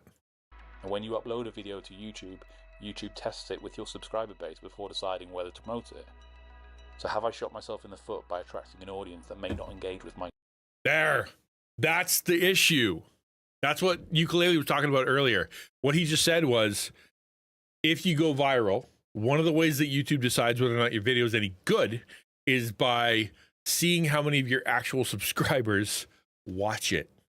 And it was like, oh, none of his subscribers are watching it. Oh, it must not be a good video. Or he's all over the map with his content. I don't know whether to promote that or not. I need to promote someone who's, more consistent. And so having that, the quote unquote viral moment and getting up to 10K on a channel is very specific, like his is, or like mine is, could actually hurt you, could theoretically hurt you. I hope it doesn't. I hope it doesn't. But that's just the way the machine works. Normal content. Time will tell, but ultimately, I've enjoyed making the video, and people have enjoyed watching it. A heavy desk you're making, bro. Regardless of how the algorithm treats me moving forward, I'm going to stick by the advice I gave in that first video. Be yourself, do what you love, and trust that the right people will find you. Thanks for watching. See you in the next one.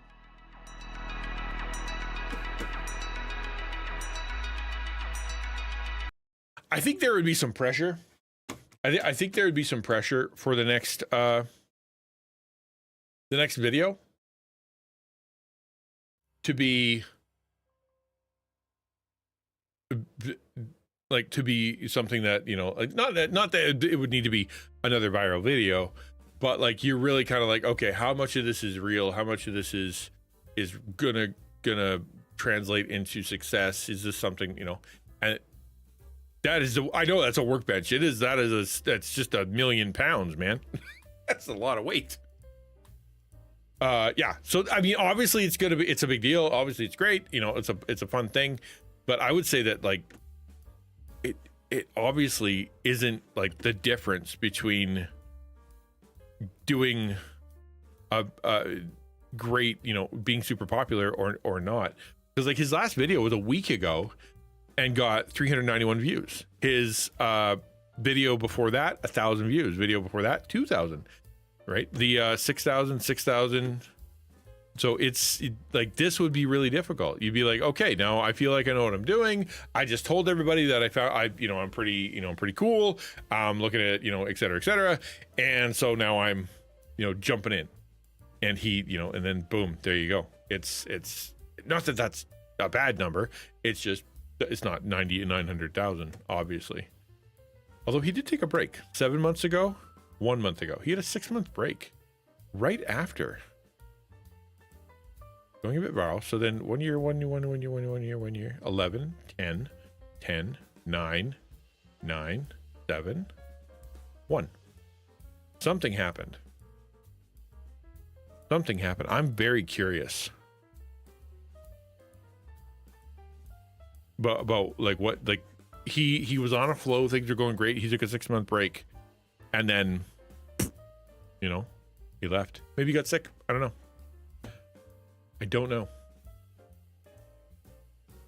Anyway, that's what we're talking about today, is talking about that guy's success, that guy's viral moment. If I don't know if you've had a viral moment. I don't know if I know that Hannah did or whatever, but it's definitely something that mine did go viral. I wouldn't say that mine went viral. It was picked up by a community. It's a very different feeling than going viral. I'd imagine like seeing the, 6 digits would be crazy. But for me, it was a big deal. But I can't really lean on YouTube as my job now. That'd be crazy. But oh, by the way, I did hear back from the church. In case you're wondering, anybody's following along, it's been a question of whether or not my local church is going to partner with me and what we're going to do with the donations and what's going to happen at the end of March. Well, they have said they're not going to process the donations. We are working on that. Quiz, the financial director of Taco, I'm going to be talking to the international group that's supposed to help. It's a whole thing. I'll let you know once we're able to move forward, and once things are actually able to go, I'll let you know, and we'll go. But they did say that they want to work with me. I was talking to a pastor yesterday, and he was saying that they want to do project wise, maybe like I don't know what it is, some kind of project, some kind of ministry support, as in putting me in front of other pastors, putting me in front of other churches, helping with meetings, things like that, and getting to know people. And then the third one is to help my family, as in like whether financially, but also come alongside and like help take care, because they've obviously seen what's going on, and they're like, oh wow, that guy needs some churching. Cool. So it's super encouraging. I sat and talked to an elder, and he said, it was funny. He's a great guy. John is the man. Very kind, very, very good man. So nothing I'm saying is shady. Not throwing shade at all. But he admitted, he's like, he's an old guy. And he's like, I admit that this is my bias, but I have a hard time getting away from wanting to have the ministry, like what I do, ultimately end up at church. I still believe that the main part of this ministry, or what needs to happen, is we need to make these people stop playing video games and start going to church, right? And I didn't see that in your proposal, and I didn't see that. It's not like part of it. It, like, a lot of what you were talking about is ministry online, and I'm like, I was trying to be like, listen, right? Like I was trying to be like, okay, I get it, and in a sense you're correct, right? Like in the same way that like I do ministry in the bar, right? I do ministries in like taverns or whatever. And what I hope is that the people who are struggling with alcoholism, or are there all the time, or are lonely or whatever, that we can get them out of the bar where things are not going well and into a healthier lifestyle, right? That's a reasonable thing to say. It's like I do this ministry because some of these people really need it. I would say that that's true of gaming ministry and digital ministry in general. But I don't believe that the healthiest version of a person needs to be one that never picks up a controller. I don't think that's fair. And I think that's a disconnect that he specifically has, because he's not he's not a gamer, right? But I would, and I didn't push the issue. And I basically said, the dream is that you,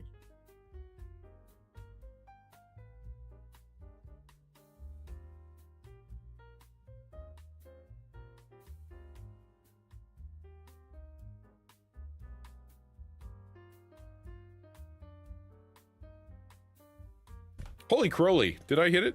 I don't know what happened. Sorry. I don't know when whatever I thought it, but as I was saying with him, right? The mission shouldn't be simply to remove the controller from their hands. It should be, and the best version of this, the happiest version, is that you meet people online that are lost, lonely, disenfranchised, that need help, need support, need love, need a community. They get better. They feel better about themselves.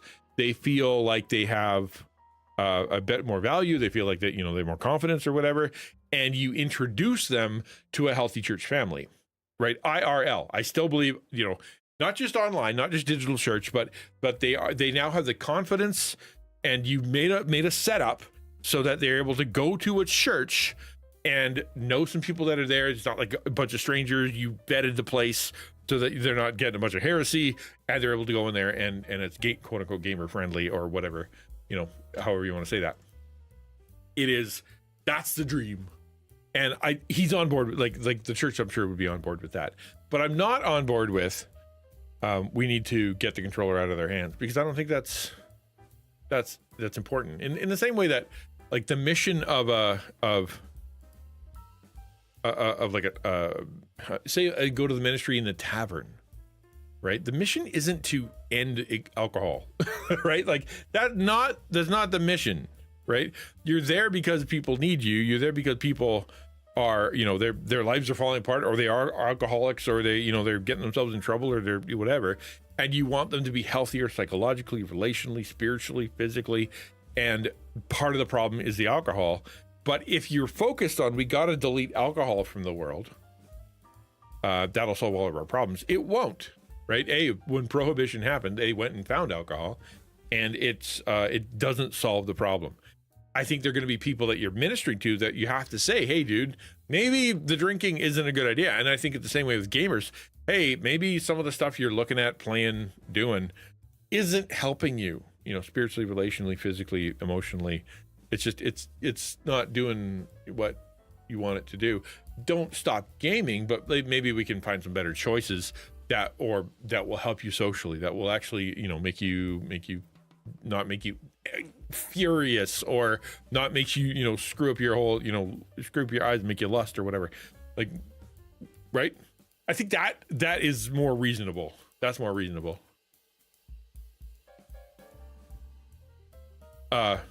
Sure. Yeah. By all means.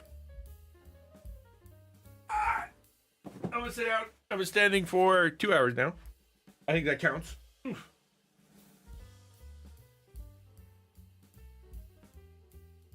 Forgiveness has a weight heavier than anger, but somehow easier to carry. Okay, I'm gonna read that a couple times. What? Forgiveness has a weight to it, heavier than anger, but somehow easier to carry. I think if what you mean that the level of investment in forgiveness doesn't merely remove weight. Like, is it like what the selling point is? Once you forgive, you won't feel it anymore, which isn't true. There is a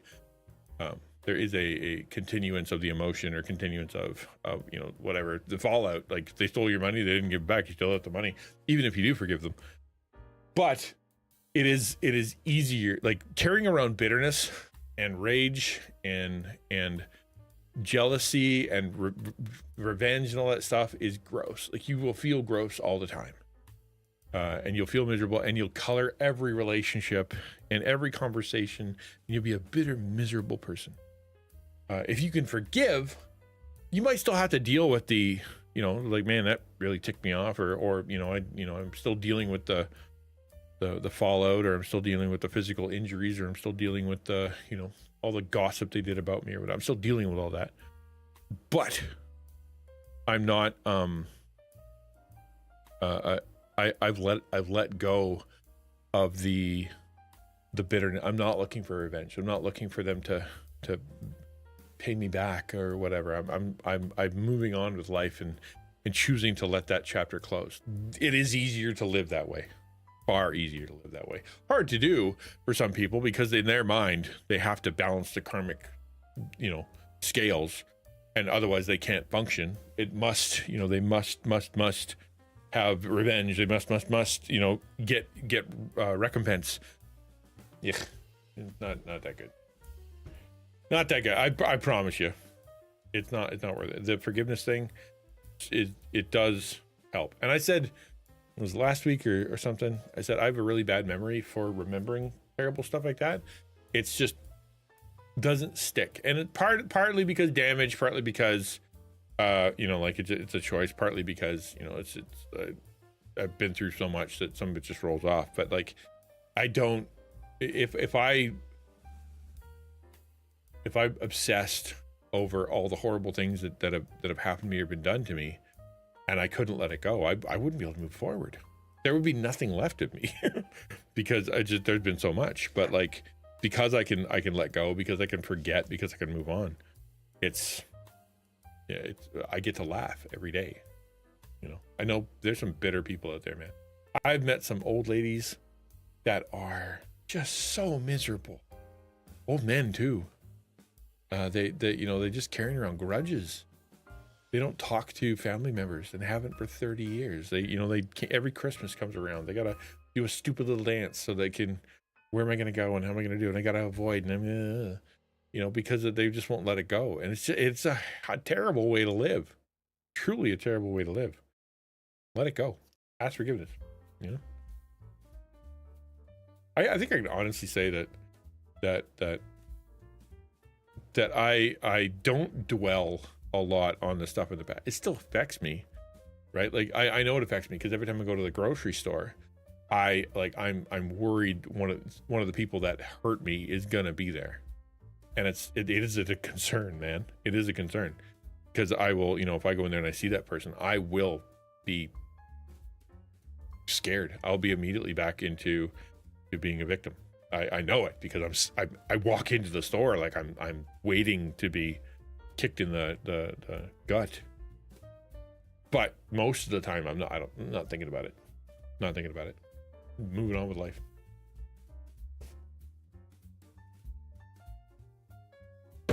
I'll tell you what. Why don't we take a little break? I'm gonna hit the ad button. It desperately wants me to. So I may as well let it play an ad. We're gonna hit the 3-minute ad button. I'm gonna go get a little snack, I guess. I'll use the bathroom, come back, and then we're gonna play a game. Actually, before we do that, let me put something in chat. Let me put a quick poll in chat. Because I think there's something that we can talk about. Okay, so let's see what you guys have to say. I'm very curious because this is going to be such a diverse list. Like it's actually kind of ridiculous.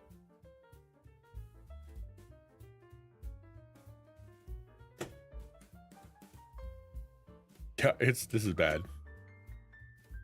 Nightball 2. Stardew Valley. Yeah, this is an embarrassingly bizarre list. I'm gonna put it for a 5-minute vote. Okay, so my room is gonna turn blue. I'm gonna go to the pause screen, and then you guys vote on, and I'll see what you guys have to say.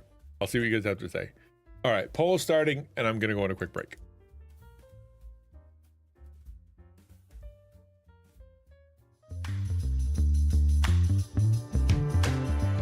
Two things happened recently that don't seem connected at first, but I think actually are. Arknight's Enfield came out, and I had a couple videos do well.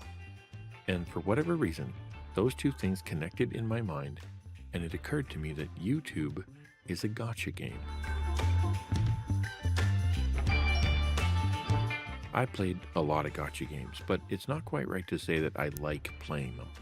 There were a couple that caught my interest. I still pick up Destiny now and again. I played Honkai Star Rail for quite a while. I thought Withering Waves and Zenless Zone Zero and Where Winds Meet were kinda cool. Duet Night Abyss and AFK Journey were fun for a while.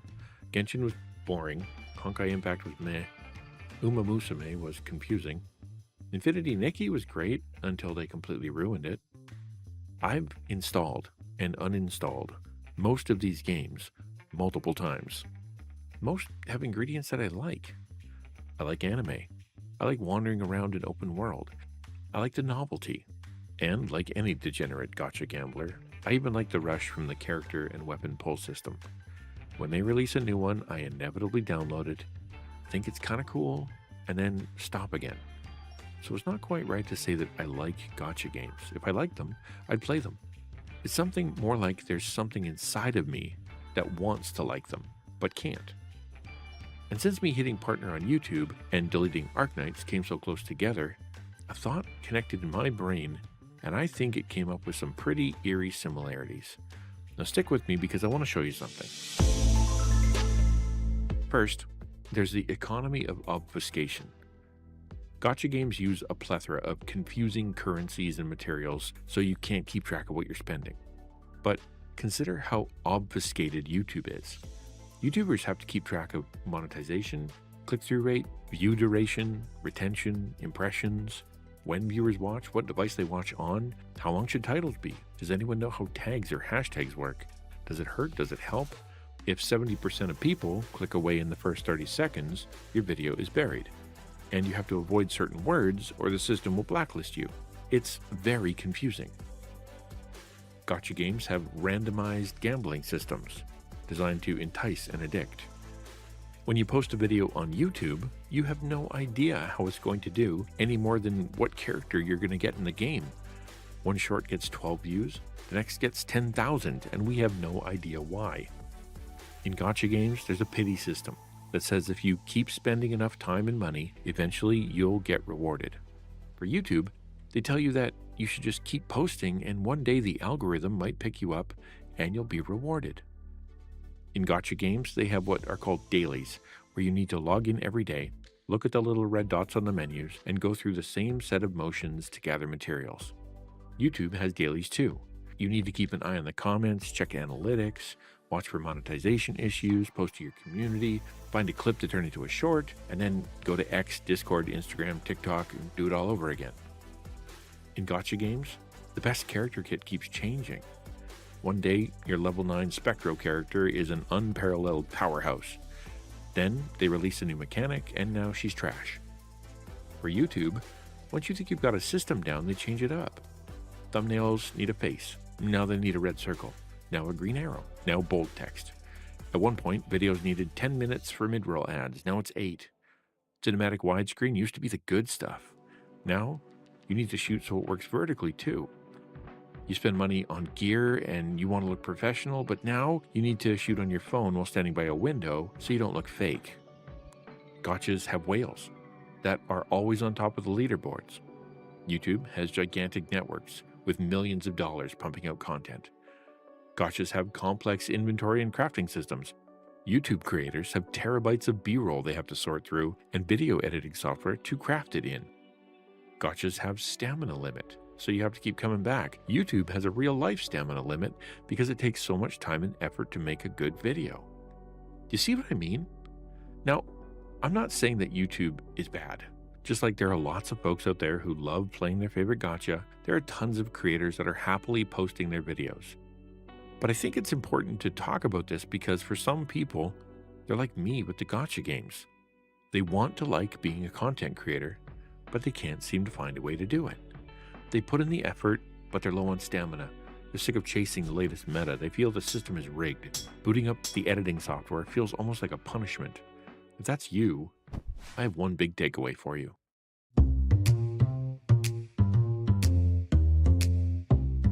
That's some good music. That's some good music. If YouTube is a gacha game, then you need to accept that you are a free-to-play player. Meaning, you have... Oh no, the conclusion. You guys couldn't hear the conclusion.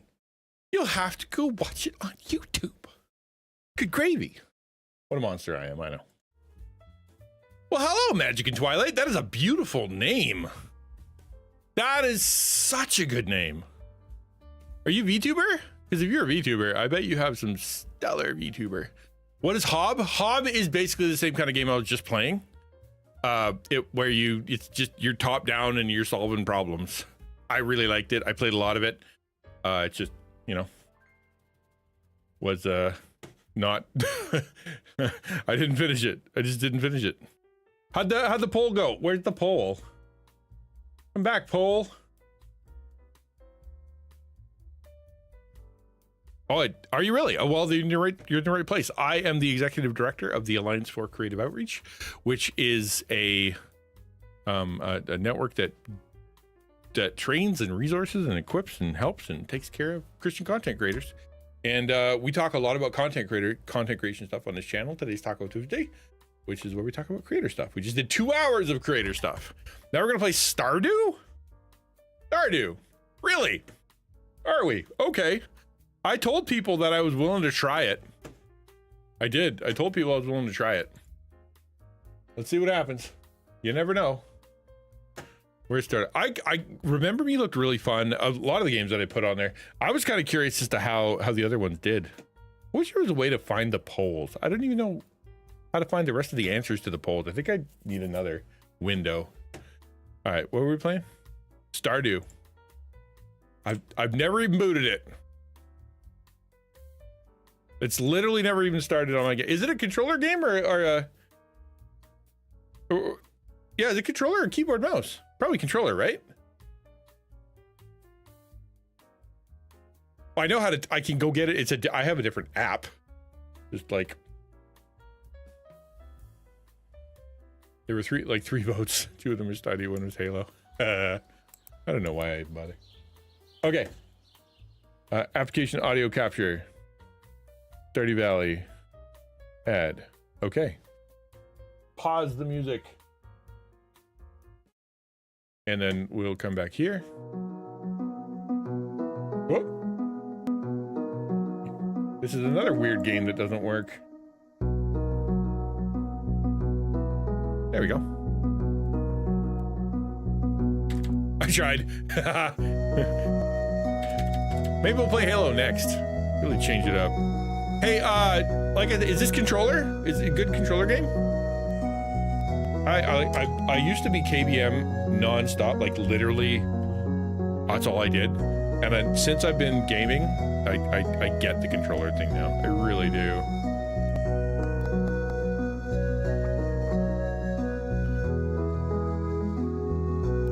Got back home from Nero after 3 hours extra. Today, big dysfunction because I don't have bus fare. Oh no! That is going to be an issue.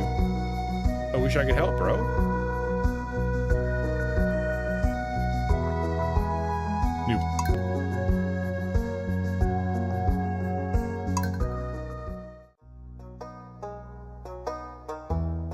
All right, I will be. Am I going to be a girl or a boy? I guess I'll be a boy. That's cute. Game music is loud? Is there? Oh wow, it really is. I'm sorry. Thanks, sweetheart. There we go. Time to I don't even know what I heard it's a relationship simulator. All right, what kind of skin do I want? Not that. Oh, gray. This is basement guy. Guy who lives in basement. No, not him. Green is an option. Simpsons yellow. I like gray. We'll do gray. All week I looked at tools and equipment that might be needed to ask anything, man. I love talking about streaming. Ask anything. Yes, this game, and this what's weird about this game is it made by one dude. One dude. What kind of hair do I want?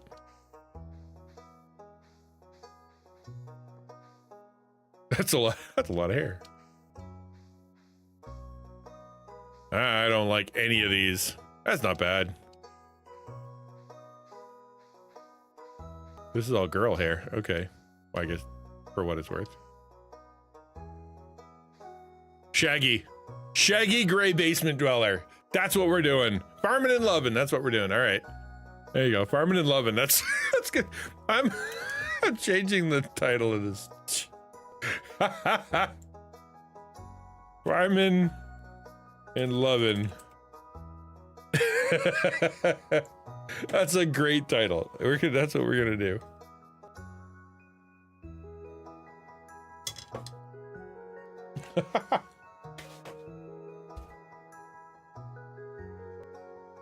My lovely daughter made me a bagel and put the cream cheese edge to edge, meaning it's going to be a messy experience. Don't forget the category. Is that? Oh yeah, the category. Forgot about that. I did. Stardew. Okay. Shirt. I think I saw a skull. Oh, there's the Charlie Brown. What's a good basement dweller shirt?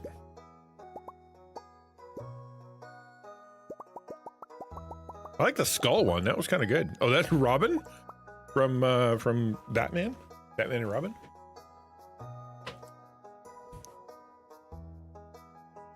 YouTube email tells me 4 videos are blocked in Germany. Yeah, I get it all the time with Russia. your movies or your videos can't be seen in Russia. I'm gonna do the skull. That's a lot of shirts. There. Basement dweller skull boy. Pants. Short pants? A dress? I guess pants. We'll do pants. There's a mouse shirt? Is there anything ninja? That's kind of what I want. The Iron Curtain returns online, right? Yeah. A mouse shirt? Okay, I'll look. Hold on, I'll look for these shirts. 112 shirts? I know what they spent their time on. Ooh, I like that one, actually. Shirt 104.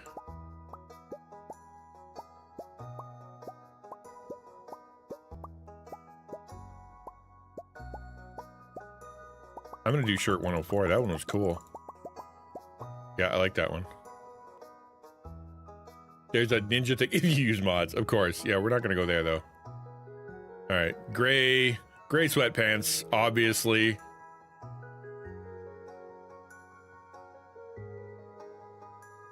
Wear a black one, pretend to be a ninja? I could, yeah, let's do the gray sweatpants thing. Even though it looks like I'm kind of like working with my dress pants. And I have wings. I have the elytra. Do we get elytra? All right, oh, accessory. Oh, I get a beard? Oh, sick. Nerd glasses. Wow. Wow, just wow. There's a lot going on, dude. Lipstick. Goatee. I'm gonna give the handlebar my stash. That thing's boss. Well, I did a vote, and 2 people said yes, so I do want to please the people. Eye color. My eye color is a very weird-looking hazel. My hair color is a very dark color. That was a little Bob Rossi. I don't know. Let's now I look really old. All right, we can go old man. Yeah, now we're just old. Okay, name. Zin. Oh, farm name. Huh. This is a big decision. I can't change this, can I?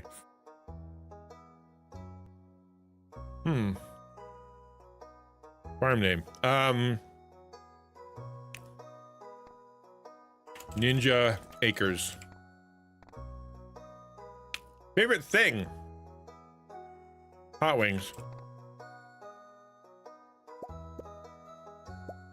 Oh, what kind of animal do I want? Not a dog. Oh, that is a cute cat. I'm taking that cat. Hey, Jake likes games. They made Pancake Hero. Oh, well, hello again. Welcome back. Things are all right. Had a good day today. Things are actually really positive. I've enjoyed making the content. We had some good discussions. And I've been enjoying it completely. How are you? Standard Farm, Beach Farm, Meadowlands Farm, Riverland Farm, Forest Farm, Hilltop Farm, Wilderness Farm, Four Corners Farm. Is any of these easier or harder than the others? Because I'm leaning towards Wilderness Farm. There's monsters. Maybe not that one then. Rocky terrain in a winding river make it difficult to design your farm. However, more minerals in that one. Oh, it's how you play. Okay, okay. Land divided into 4 parcels, each with its own perk. Perfect for a group. Don't do monsters. Yeah, do normal one since I'm a baby. All right. Meadowlands. It's not the best for growing crops, but they're chewy bluegrass that animals love. Beach Farm. Good foraging and fishing and tons of open space. Sometimes supply crates wash up on shore. However, sprinklers don't work on the sandy soil. I kind of want a beach farm, but okay, we'll do standard. Community center bundles, is that a thing? I don't know what that means. I'm gonna leave that alone.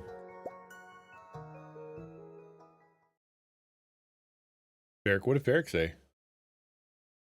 Why'd you go to the Japanese restaurant every Thursday? Because he loved miso. Hee. I love miso. Who doesn't love miso? Nah, that's not bad. Fair, banished, excommunicated, drawn and quartered. And now we're good. No more puns. Oh, I wanted to get okay, he's dying on his deathbed. Okay, don't open it yet. Have patience. Now listen close. Okay, he gave me an envelope. I should pay attention. I'm listening. There will come a day when you feel crushed by the burdens of modern life.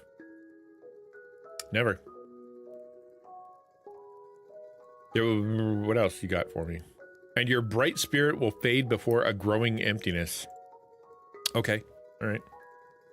Maybe.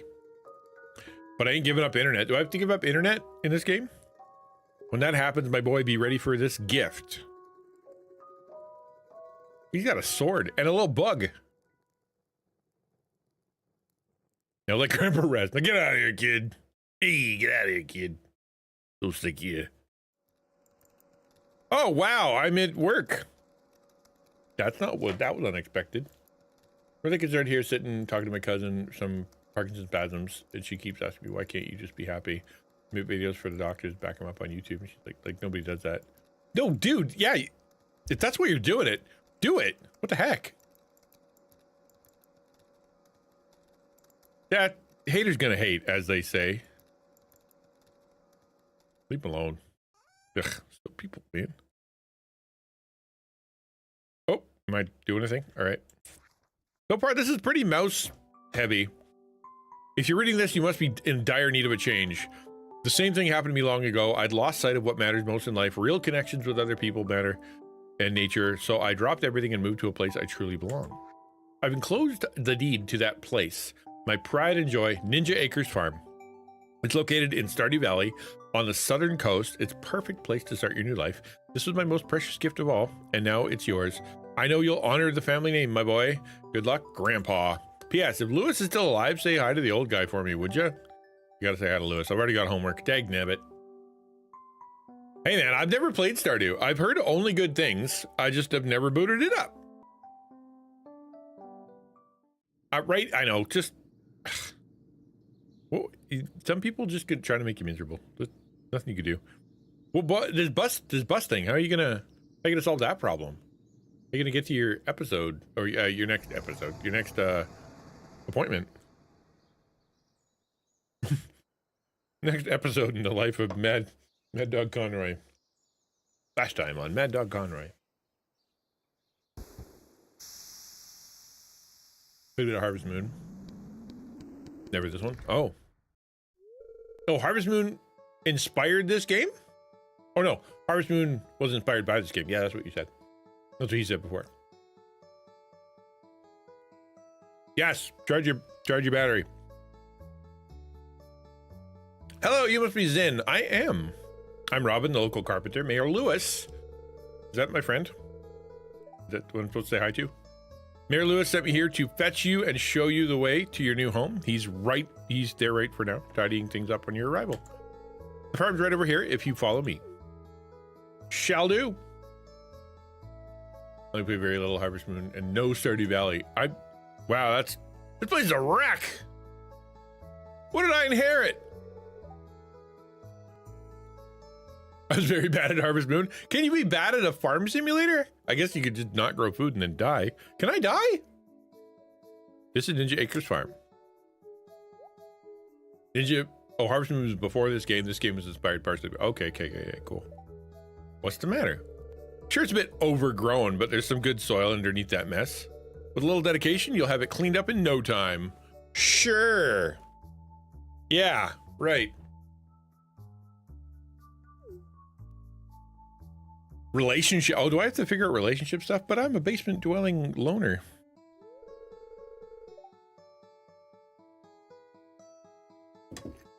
Yeah. Mm-hmm. Another big bite.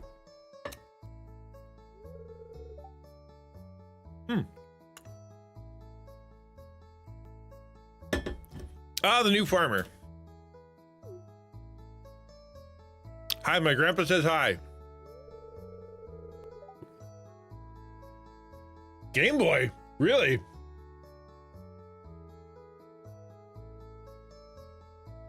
Harvest Moon's a Super Nintendo game from 30 years ago. You inherited a farm from your grandfather and have to make it profitable. Oh. I don't want to be profitable. I want to be happy. I'm Lewis, mayor of Pelican Town. Pelican Town in Stardew Valley? You're not mayor of Stardew Valley.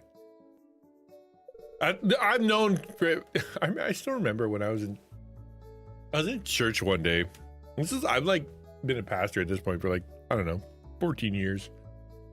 And I came into the church one Sunday. I think it was because I needed to change a tire. I don't know. My hands were dirty. And some woman came up to me and she's like, good to see a pastor with dirt on his hands. And I'm like, what does that mean? What are you talking about? People look at Animal Crossing though, man. People, you'd think that that game, based on the premise, nobody would buy it, but everybody bought it. Not every day that someone new moves in, it's quite a big deal. Oh, thanks, Lewis. So you're moving into your grandfather's old cottage. If it's a good house, very rustic. That's nice. Couldn't be rusticer. Rustic, that's one way to put it. Crusty might be a little more apt, though. Rude. Don't listen to her, Zin. She's just trying to make you dissatisfied so that you buy one of her house upgrades. How dare you, sir? I want to zoom in, man. They're doing all kinds of facial expressions over here. You guys can't barely see them. Anyway, you must be tired from a long journey. You should go get some rest. Tomorrow, you ought to explore a town a bit and introduce yourself. The townspeople would appreciate that. Nah. I'm a loner. Oh, I almost forgot. If you have anything to sell, just place it in this box here. I'll come by during the night to collect it. Well, good luck. And then they left me alone in a field. In a dirty old field. Okay. This part where I get up?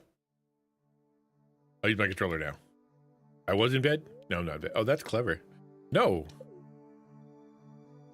All right. First things first, light the fire. Nice. Next thing next, get myself the TV. Weather report, fortune teller, living off the land. Weather report. Welcome to KZO5, your number one source for weather, news, and entertainment. And now the weather forecast for tomorrow. It's going to be a beautiful sunny day tomorrow. Okay, lovely. That's how you do a weather forecast. All right, coffee. Decorative bowl. I don't want a decorative bowl. Can sit places? Okay, cool. Can I take this plant and wreck the plant? There's a present here. A journal entry. Cool. I got parsnip seeds. All right, great. I'm gonna turn off my fire so I don't burn my house down. So, here we are. I'm gonna see if there's a way to zoom in. That's the first thing I want to do. Options, auto run, always show tool hint, gamepad auto detect. You know what? Tool hit location probably might help. Is that it? Oh wow, there's a lot of stuff. This is all the options I get. Crazy, man. Exit game option. Well, lame. Oh, there's more. I just got to scroll. Hang on a second here. Item stowing. Hold and release. Slingshot. I have a slingshot. Okay, start local co-op. No. Music is good. Sound is good. Dialogue typing. Yep. I have high resolution. Menu backgrounds. Graphical. Whoa, what did I do? UI scale. Bigger. And you guys can see it. Zoom level. That's better. Jeepers.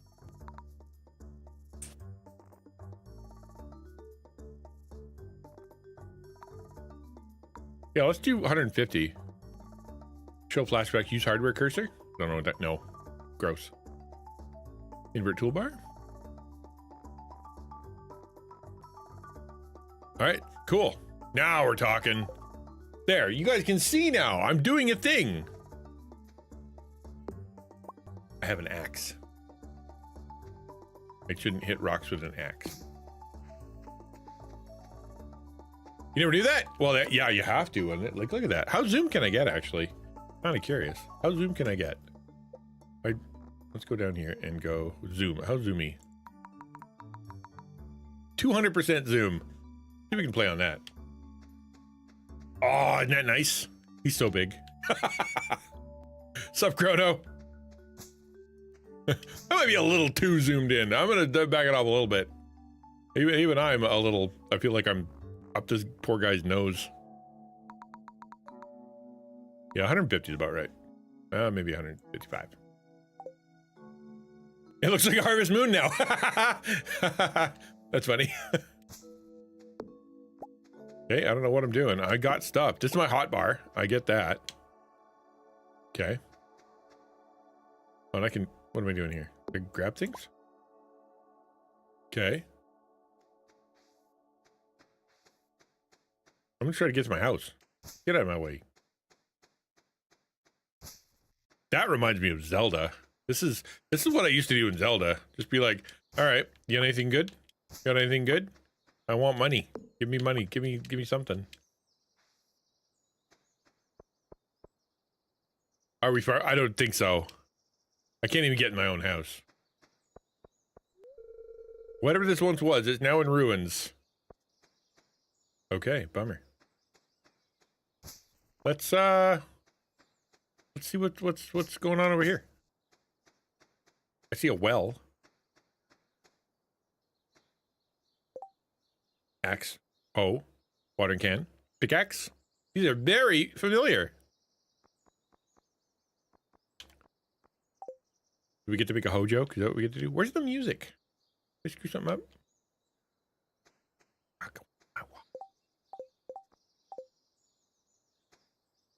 Yeah, that's my, yeah, I know. There's my house. Yeah, I know that. I'm trying to figure out what to do. Like, am I supposed to be clearing the land? Am I supposed to be visiting people? Let's go visit people. I don't need to. I'm going to go hire some day laborers. Can I put, what do I put in here?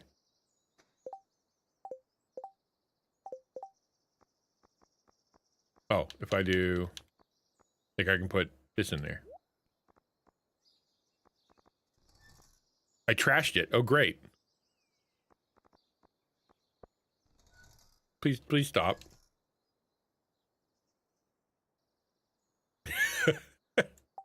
I was supposed to put things in the box. How do I access the box? Oh, there we go. Probably that. You can have that. You can have a stick. And that's what I get. What do you say? Bus stop, Pelican Town. Bus stop. Let's leave. Cool. I'm out of here. Is that an ATM? Bus to Calico Desert is out of service. Oh man, I'm trapped. I'm gonna go steal stuff. What? I can't even steal stuff? Give me a break. What's the selling bin? Out of order? Oh man. Everything in this town is broken. Where did I move to? I guess we'll go to Pelican Town. Right? Take me home. Country roads to the place where I belong.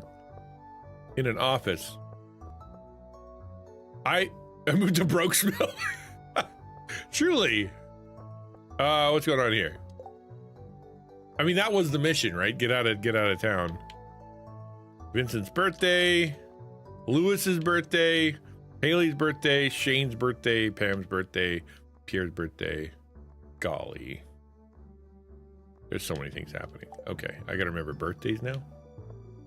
I don't remember real people. Hey, how you doing there, bud? Hey there, Gus. Chief chef and owner of the Stardrop Saloon. That's nice. I'm gonna go get this butterfly. Yeah, let's do the relationship stuff. Exactly. I'm gonna walk into someone's house. Hello. Oh, hey, so you're the new guy. Cool. I am, in fact. What are you? Can I hit it with an axe? Dog? There's no dog. I'm gonna knock on this door. I'm gonna steal this guy's hooch. Give me your hooch. No? No stealing, I guess. Hello. Hey, kid. The name's Pam. Hi, I'm in your house now. Want to turn your TV on? You want to watch something? Oh, you're leaving. Well, that's nice. I'm going to go ruffle around your room. You're not good enough friends with Penny to enter her bedroom. Yeah, I bet. But she's not here right now, so... All right. Light switch. Okay, I know. What can I do in Pam's house? Steal her pillows? I can sit down. Lame. All right, whatever. Can we move it? Right? She's got a nice place. going on over here?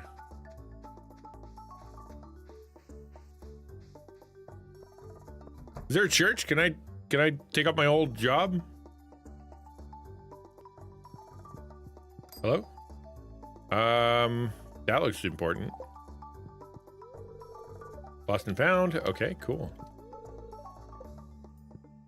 Coffee cup, refrigerator. Mayor's fridge, mostly full of milk and iced tea. All right, now I'm in the mayor's house. That's a great idea. Can I steal his cereal? Traditional tea setting. Mayor would be pretty serious about tea. That's an interesting clue. Let's keep that in mind for later. I bet I can't go in the mayor's bedroom either. No. Oh well. Once I give him a tea set, he'll be my best friend. Ora et labora? Labora? Labora? Ora et labora. Labor is gold? Is that what that says?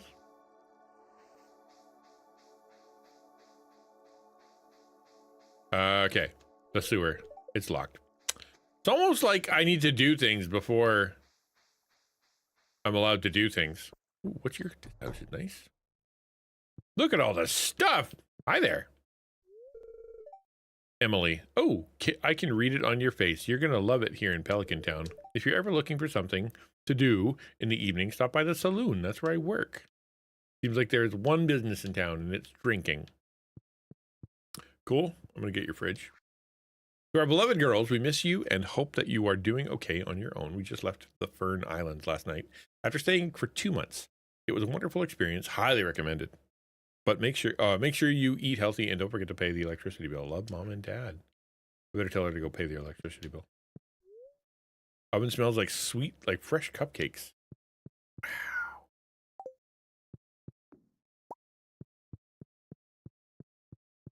That's nice. Ooh, a sewing machine. Can I sew?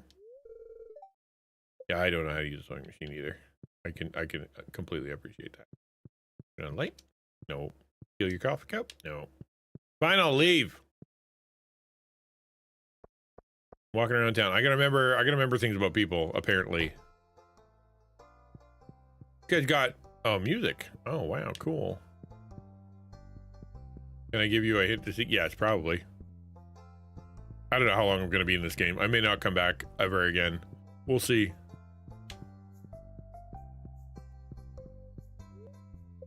News? Alright, he likes the news. Remember that. I'm stalking these poor people.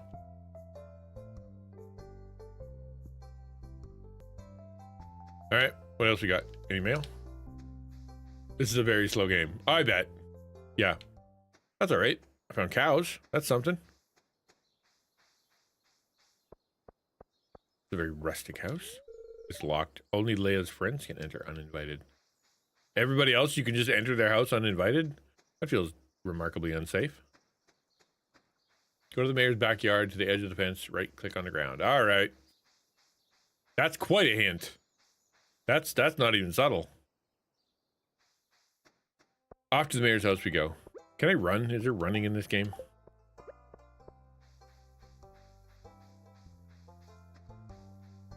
All right, hold on. Go to the mayor's house. Mayor McWaffle, is that you? Oh, backyard. And click on the corner, like this over here. Like this. Boop.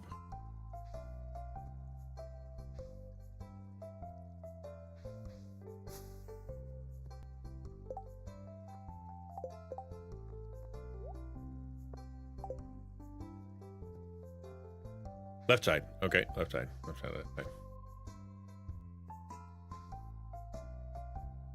Click, click, click, click, click. Right click, left click. Clickety click, click.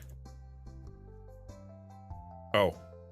Let's use, use a hoe. Hoe that area. Nope. I don't think so. Do we pickaxe the area? Nothing doing. Face the house.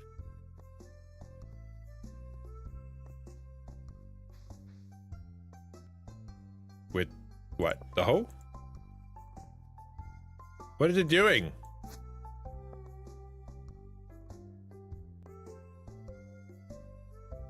Nothing's happening. Have I already failed at this game?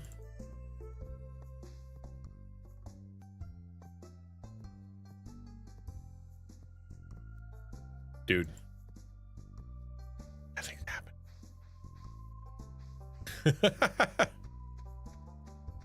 Yeah, it's probably locked behind actually having to do stuff. Hey there. Maru.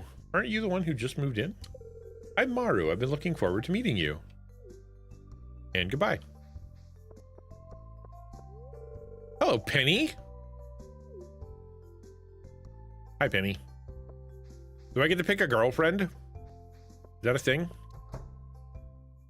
Hey, welcome to the bar. How you doing? Hi. I don't know you. Why are you talking to me? Change the jerk.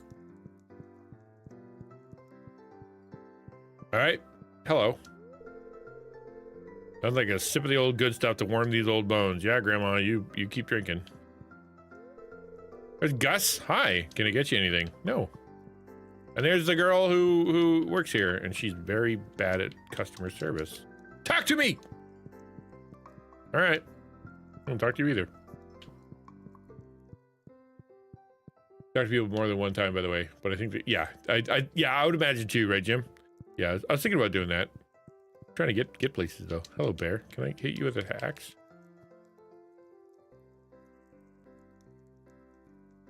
I can. Doesn't do anything. What do you do? Wasn't that fun? Video game.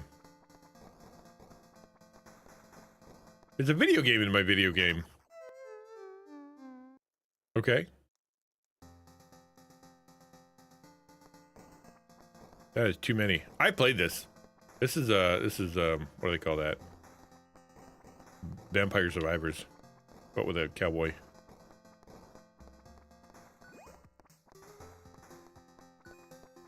Do I get actual money? Is there a reason to do this? Right, we're in Gameception, yeah. I'm great at this, man. Vampire Survivors was fun. I played it by one of the few games I've played by myself on purpose. Okay, I don't want to play anymore. How do I get out of here? Oh, good. What is this game? There's a skull-shaped keyhole. I have to kill someone first. Well, gotta be done.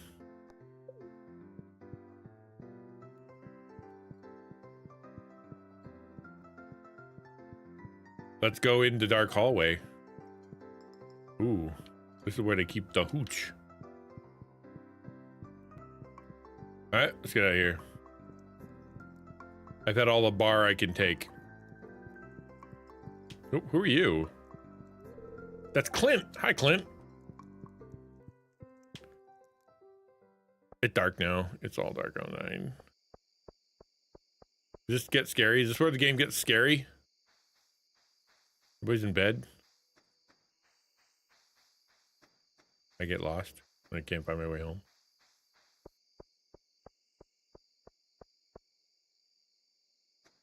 Can I starve to death? There's another good question.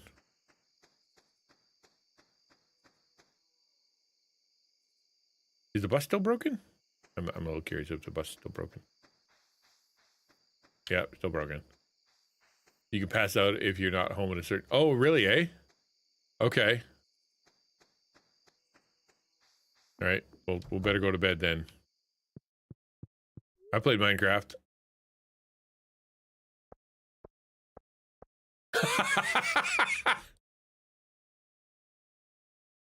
All right. Well, it's fine. I need to do some farming and foraging and fishing and mining and other. This is how I play Minecraft too. I just walk in one direction and then hope something happens. Inevitably it does.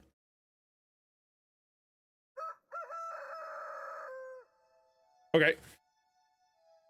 Today we're going to be more successful. We met some folks. We did some things. Just got to make sure that we don't miss the party for our guy, the mayor.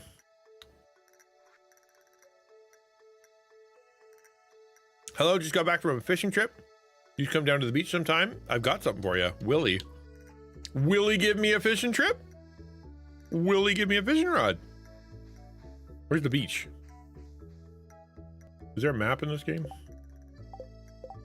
Oh, look, a journal.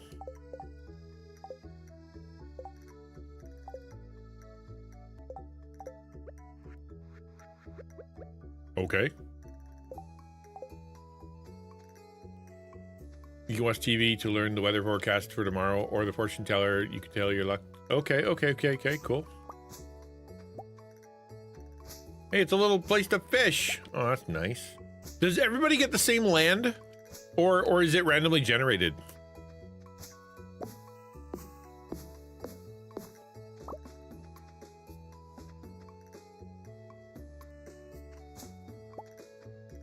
Because I would think that it would be harder to do if it was randomly generated. And on Wednesdays, there's a cookware to show you where to learn new recipes. That is really intimidating. There's so much already happening.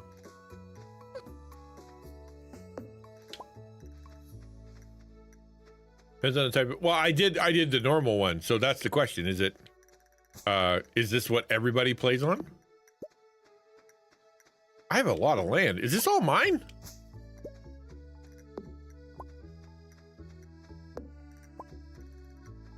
Hold on. Your pickaxe isn't strong enough to break this boulder. Okay, well. I figured out how to change tools. That's something. I bet the beach is this way. Just instinctually feel like the beach is this way. Farm Pelican down. No. Ooh. Like your silo.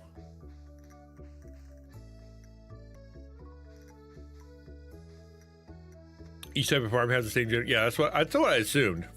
Because the game would be under control, and as soon as you add the RNG element, it makes life really complicated. Left your door open. Aww.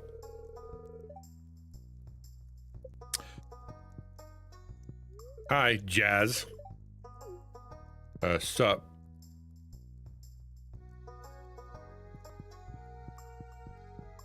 Can't go in there either. You know what? I'm gonna go in the kitchen and I'm gonna steal your cucumbers.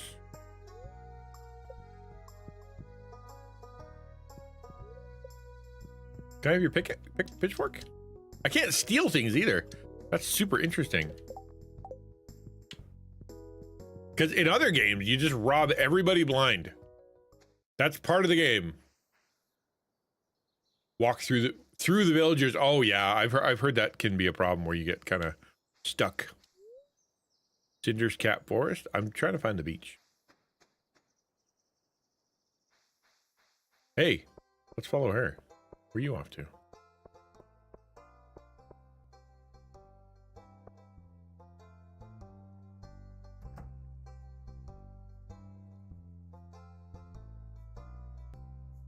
In Skyrim, I know they have like they programmed in jobs for everybody, right? They actually gave everybody a little path that they follow, and then they interact with each other. Which is why if like you give the bread to the baker, it'll break the whole game, because I guess that's the thing that'll happen. Am I a creepy old man from the basement who just got in, who lives in a dark forest and is following a little girl to wherever she's going? Yes, I am. Building friendships, no thievery. Lame. Tips on farming: use fertilizer. Fruit trees take a whole season. Crops will die as soon as the season ends. Some crops, like kale, need to be harvested with a scythe. All right, you gonna go read? Is that what we're doing here? All right. What you reading? What you reading? What you reading? Mom said not talk to strangers, but you seem okay. Well, that's what the worst kind of stranger. Hey, it's Penny again. Tutoring Vincent and Jazz today. They're a handful, but it's nice to make a difference in someone else's life. Well, she just got here. Good student. I think I'm at the library. What was my first clue? Probably the sea of books. Well, that looks like somewhere I'm supposed to go. What is everything else in it? Like, does this populate with something else? Is that's a lot of nothing in your library. Hello. Gunther. Hello, Gunther. Welcome to the Stardew Valley Archaeological Office. Oh! This is embarrassing, but the previous curator made off with the entire collection. That would explain all the empty shelves. Okay. We don't have any artifacts for display, but I'm hoping to remedy that soon. Hey, if you find any artifacts or minerals out there, would you let me know? You'll be the first, my man. I don't know what I'm going to do with a bunch of skulls. Except shove it in that video game. Did they get anything good from the garbage? Call of Duty must feel bad because they lowered the cost bundles by half. Well, good. I know that that's a one of the big barriers people are mad at, man. Too much money. Hold on. I wish there was a run button, but I guess this whole game is, you're not supposed to be running places, right? Oh, the stream's over. Lovely.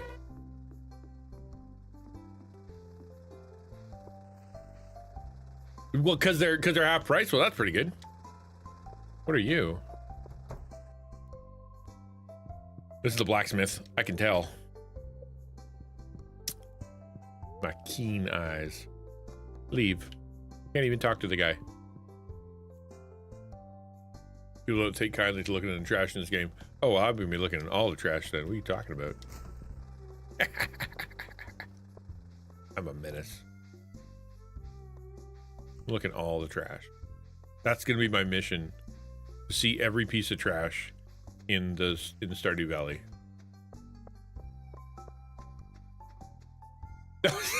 Was it loud?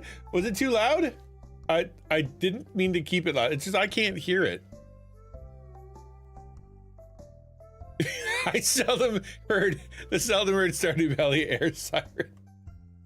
I'll turn it down a little. Remember that time we had the air raid?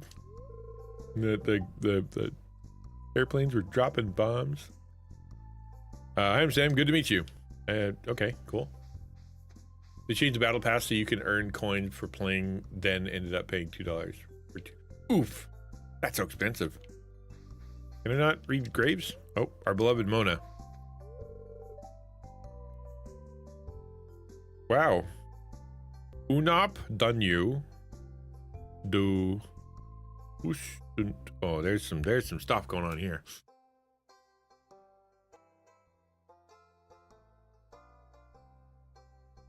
Probably a cipher where you remove letters like O and or U. Or remove every other. It says Poodoo on it though. It's some form of Elvish. I can't read it. But there are a few who can.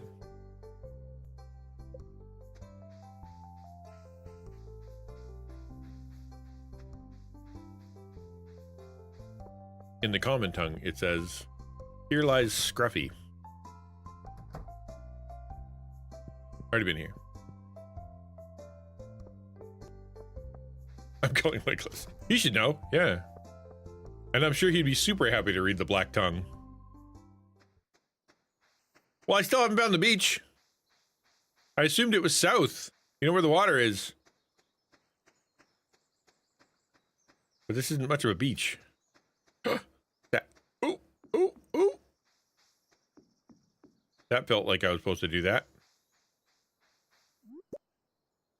I stole horseradish. I'm gonna steal more horseradish. What if I find beef? Oh, oh, oh, found a bridge. Over here. Lovely, lovely. I'm gonna steal that flower because it looks very stealable. Ooh. Yeah, Theo played this for a little bit. Oh, there we go. Now we found somewhere to live. This is way better than the house I was given. It looks abandoned. Oh, look can be deceiving. Knock on a wall. See what's up. This is definitely not the beach. I have lost touch with the beach. Stuff! Jump off. How do I get there? I want that bottle. I would see more stuff if it wasn't for the fact that I was so zoomed in for the sake of stream. No, don't jump. Don't do it.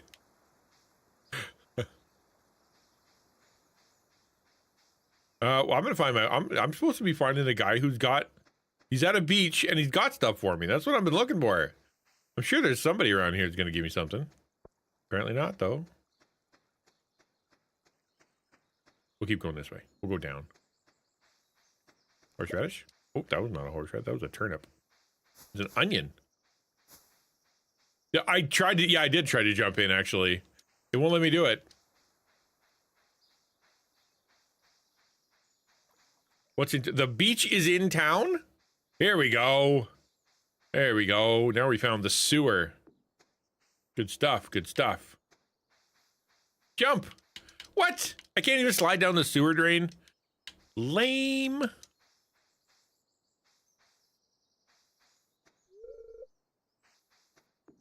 I am so off the beaten trail. That's okay though. What's up, Pre-Pony? Wow, hi. Good to see you. How are you? I see your icon all the time. How are things? Only a master of the 5 ways may enter. I only know 3 of the ways. Oh well. There's a beach here somewhere. I will find it. How is Pre? What's going down? Is there fast travel in this game? There's another one. Probably not. This seems like a non-fast travel game. I'm doing all right. So on Tuesdays is Taco Tuesdays, where we spend time chatting about content creator stuff. And so today we went actually into a smaller creator YouTube that actually went viral. And so I'm like, okay, that's cool. And so we looked into his video about when he went viral, and then we looked into his video about what happened after, which actually was kind of interesting. So that's what we do on Tuesdays. There's not any fast moving. Just here we are, right? Okay. Well, I'll find my way home then, because I couldn't find the beach. And why would the beach be in town? That doesn't make any sense at all.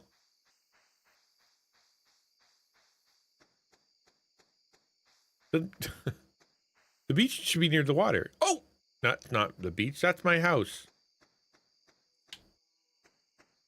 I got excited for a second there.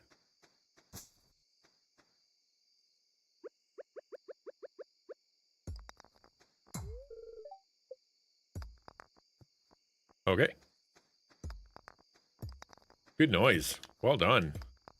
That's a very satisfying sound.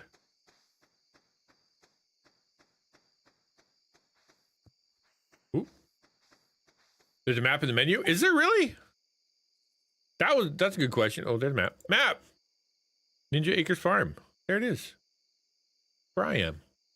I'm almost home. Cool. Up we go. My timer ended, but I wanted to do at least one thing in this game before I had to go before anything happened. Surely there's something I can do. You have to go to the past. The past? I have to time travel? Hello. I keep finding cool stuff, but my backpack is full. Does this sound like you? Well, Pierre's got you covered. Stop by Pierre's general store today and check out our affordable size 24 backpack. All right. I get it. Inventory management. Who doesn't like a game with inventory management?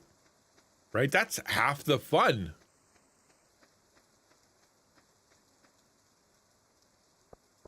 Half the fun of video games is managing your inventory. Is this the beach yet? Did I find the beach? That's a beach, right? Lame. Where's the DeLorean? I need to go back in time. All right, let's go in here. I have a pickaxe. Boom. Okay, now we're gonna switch over to the hoe. You're welcome. I'm just being a good citizen, you know? Mowing up other people's stuff. Another locked door. Okay. This looks like a crypt. If I ever saw a crypt, that's a crypt if I ever saw one. Same situation, currently Minecraft play. No organization. That's, you get to the place in Minecraft where, like, you're suddenly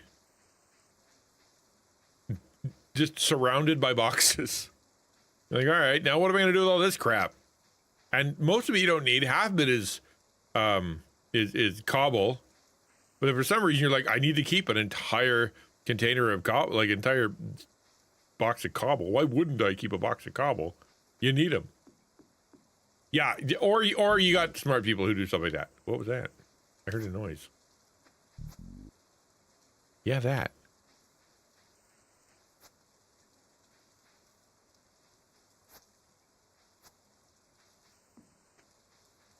You hear that? I heard a noise. All right. No, I want to play when I have homework. I'm sorry. Oh man, this place is ridiculous. I don't know who was the engineer in charge of putting things places, but that dude needs to get fired. Maybe they need a civil engineer. Maybe I can skip the whole thing and be a civil engineer. Only one box of cobble? I have a whole silo full of cobble. I guess that's true. Yeah, maybe. This looks like an idol I'm supposed to do something with. All right. So there's idol worship. Cool. Cool game, I suppose. What's in here? Oh, a book. Sleep bag. Stove. Okay. My inventory's full, which is very true. Oh, that looks like a door if I ever saw one. Hold on. Hey, there's a homeless guy. Hey, homeless guy. What's up with you? What's up, homeless guy? A stranger. Hello. Hi, Linus. Don't mind me. I just live out here alone. And I'm here to pester you. All right, fine. Don't be pestered then. Yeah, I keep hearing weird noises. Like, every now and again I hear like a rump. Yeah, that. You hear that?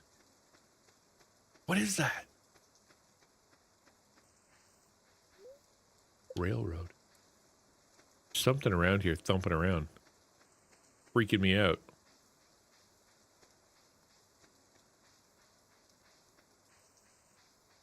This game has freaky stuff. I don't like that. There's weird noises, but do they lead somewhere or is it just meant to mess with you? Because like Minecraft has weird noises that mean nothing. Hello, whoever you are. Shop. I want a big chest. No, I don't want any of this stuff. Let's go talk to this dude. Hey there, are you a scientist? You look like a scientist. Demetrius, the scientist. Local scientist and father. Thanks for introducing yourself. I don't think I did. I'm studying local plants. All right. Have you met my daughter, Maru? She's interested to meet you. I did, actually. We met earlier. Like a couple days ago, but still.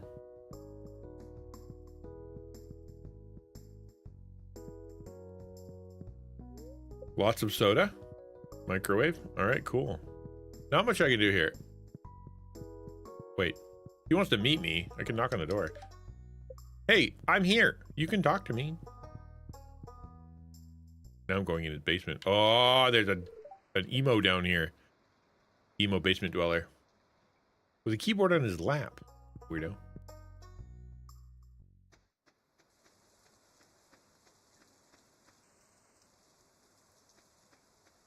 I told you guys I'm close to getting my VTuber done. It's probably like 70% done. Like I've got buttons, I've got a few things it can do. I've actually tweaked the mouth and all the eyeball stuff to actually work with my dumb face. So it's getting there. And yeah, it took me a year. So I should be able to debut, I don't know, soon. Maybe give me another month or two.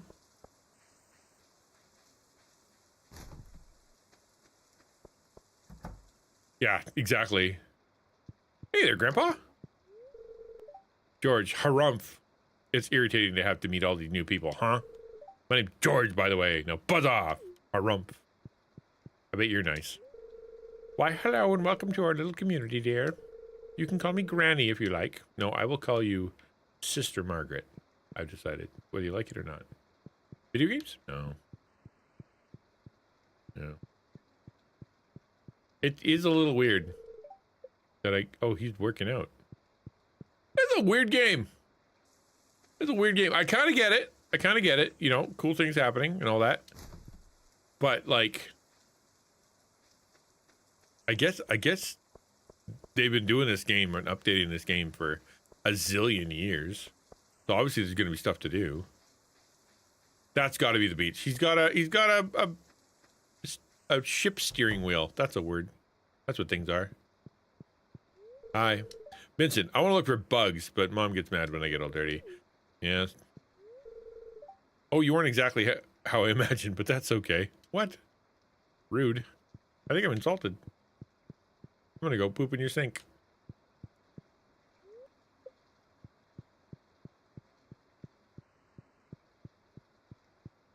George reminds me of Walter from yeah, from Jeff Dunham. Yeah. Yeah, I get what you're saying. Is that? I think that's in another abandoned place that I've been. Well, there's no beach. It doesn't exist. Let's look at the map. That's the mission. Before I close off stream, I'm gonna find this dang beach. Is that the beach? I gotta go up. Okay, hold on. Gonna go up.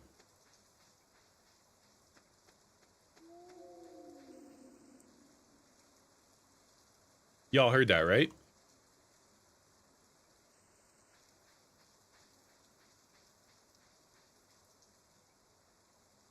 That is not the beach. Dag nibby dabby diddly fing fing farnet. Where's the beach? Are you the beach? You're not the beach. Down and right. There's the beach. But wasn't I over there? All right, we're gonna walk through town, and we're gonna go down. Okay, that's what we're gonna do. That's the mission. I don't care. We're gonna get to the beach and find out what the heck that guy has for me. That's all I care about.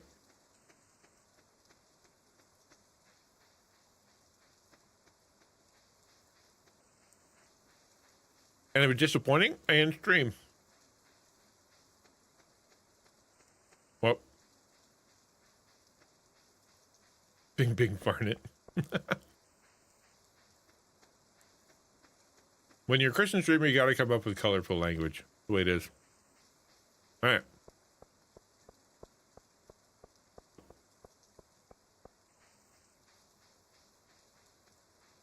I think it's this way. There we go. Down here. Hey, that's weird. Not where I was going, but cool. Give me something good. Trick or treat, smell my feet. Hey there, son. Heard there was a newcomer in town. Good to finally meet you. I'm still trying to unwind from a month out on the salty seas. It was a big haul. I sold a lot of good fish. Finally saved enough to buy me a new rod. The pausing is creepy. Here, I want you to have my old fishing rod. It's important to me that the old art of fishing stays alive, and hey, maybe you'll buy something from the shop once in a while. My inventory's full. Where's that gonna go?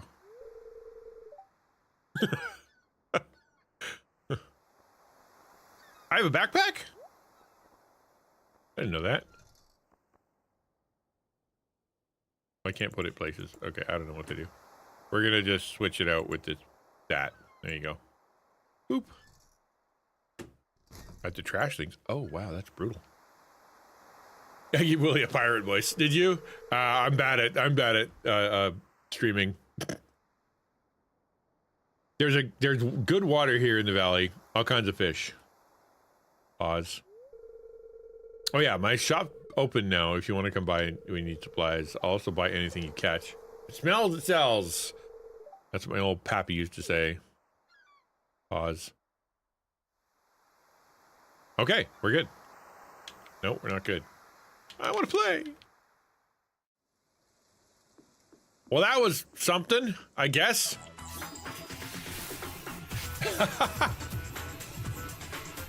Well, thank you for the sub. I was about to say I'm raiding out. I will. I'm gonna raid out. Look, another idol.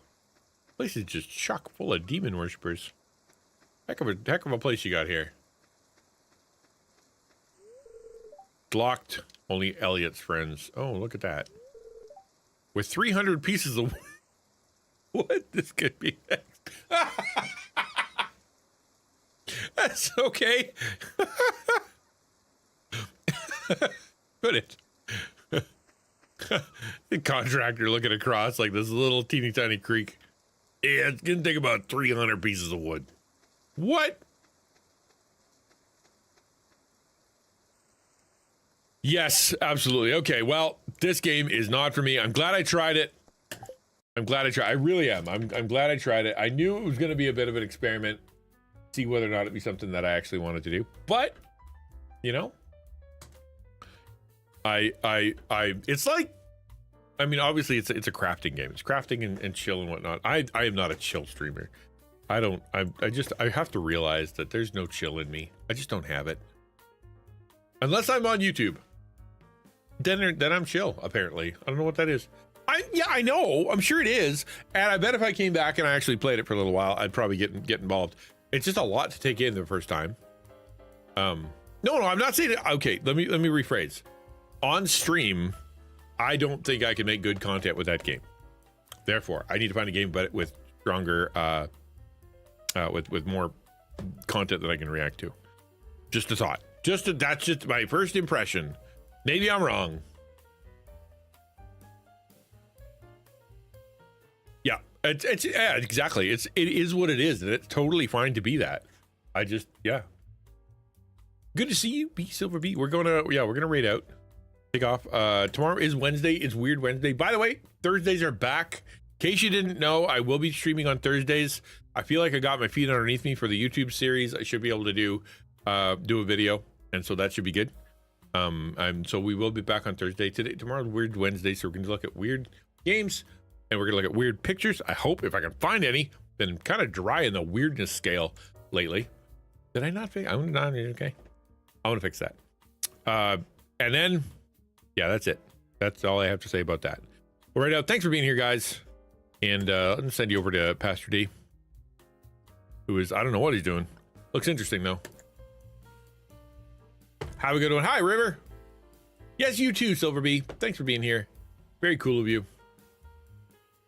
Arky darky. Bye, dudes.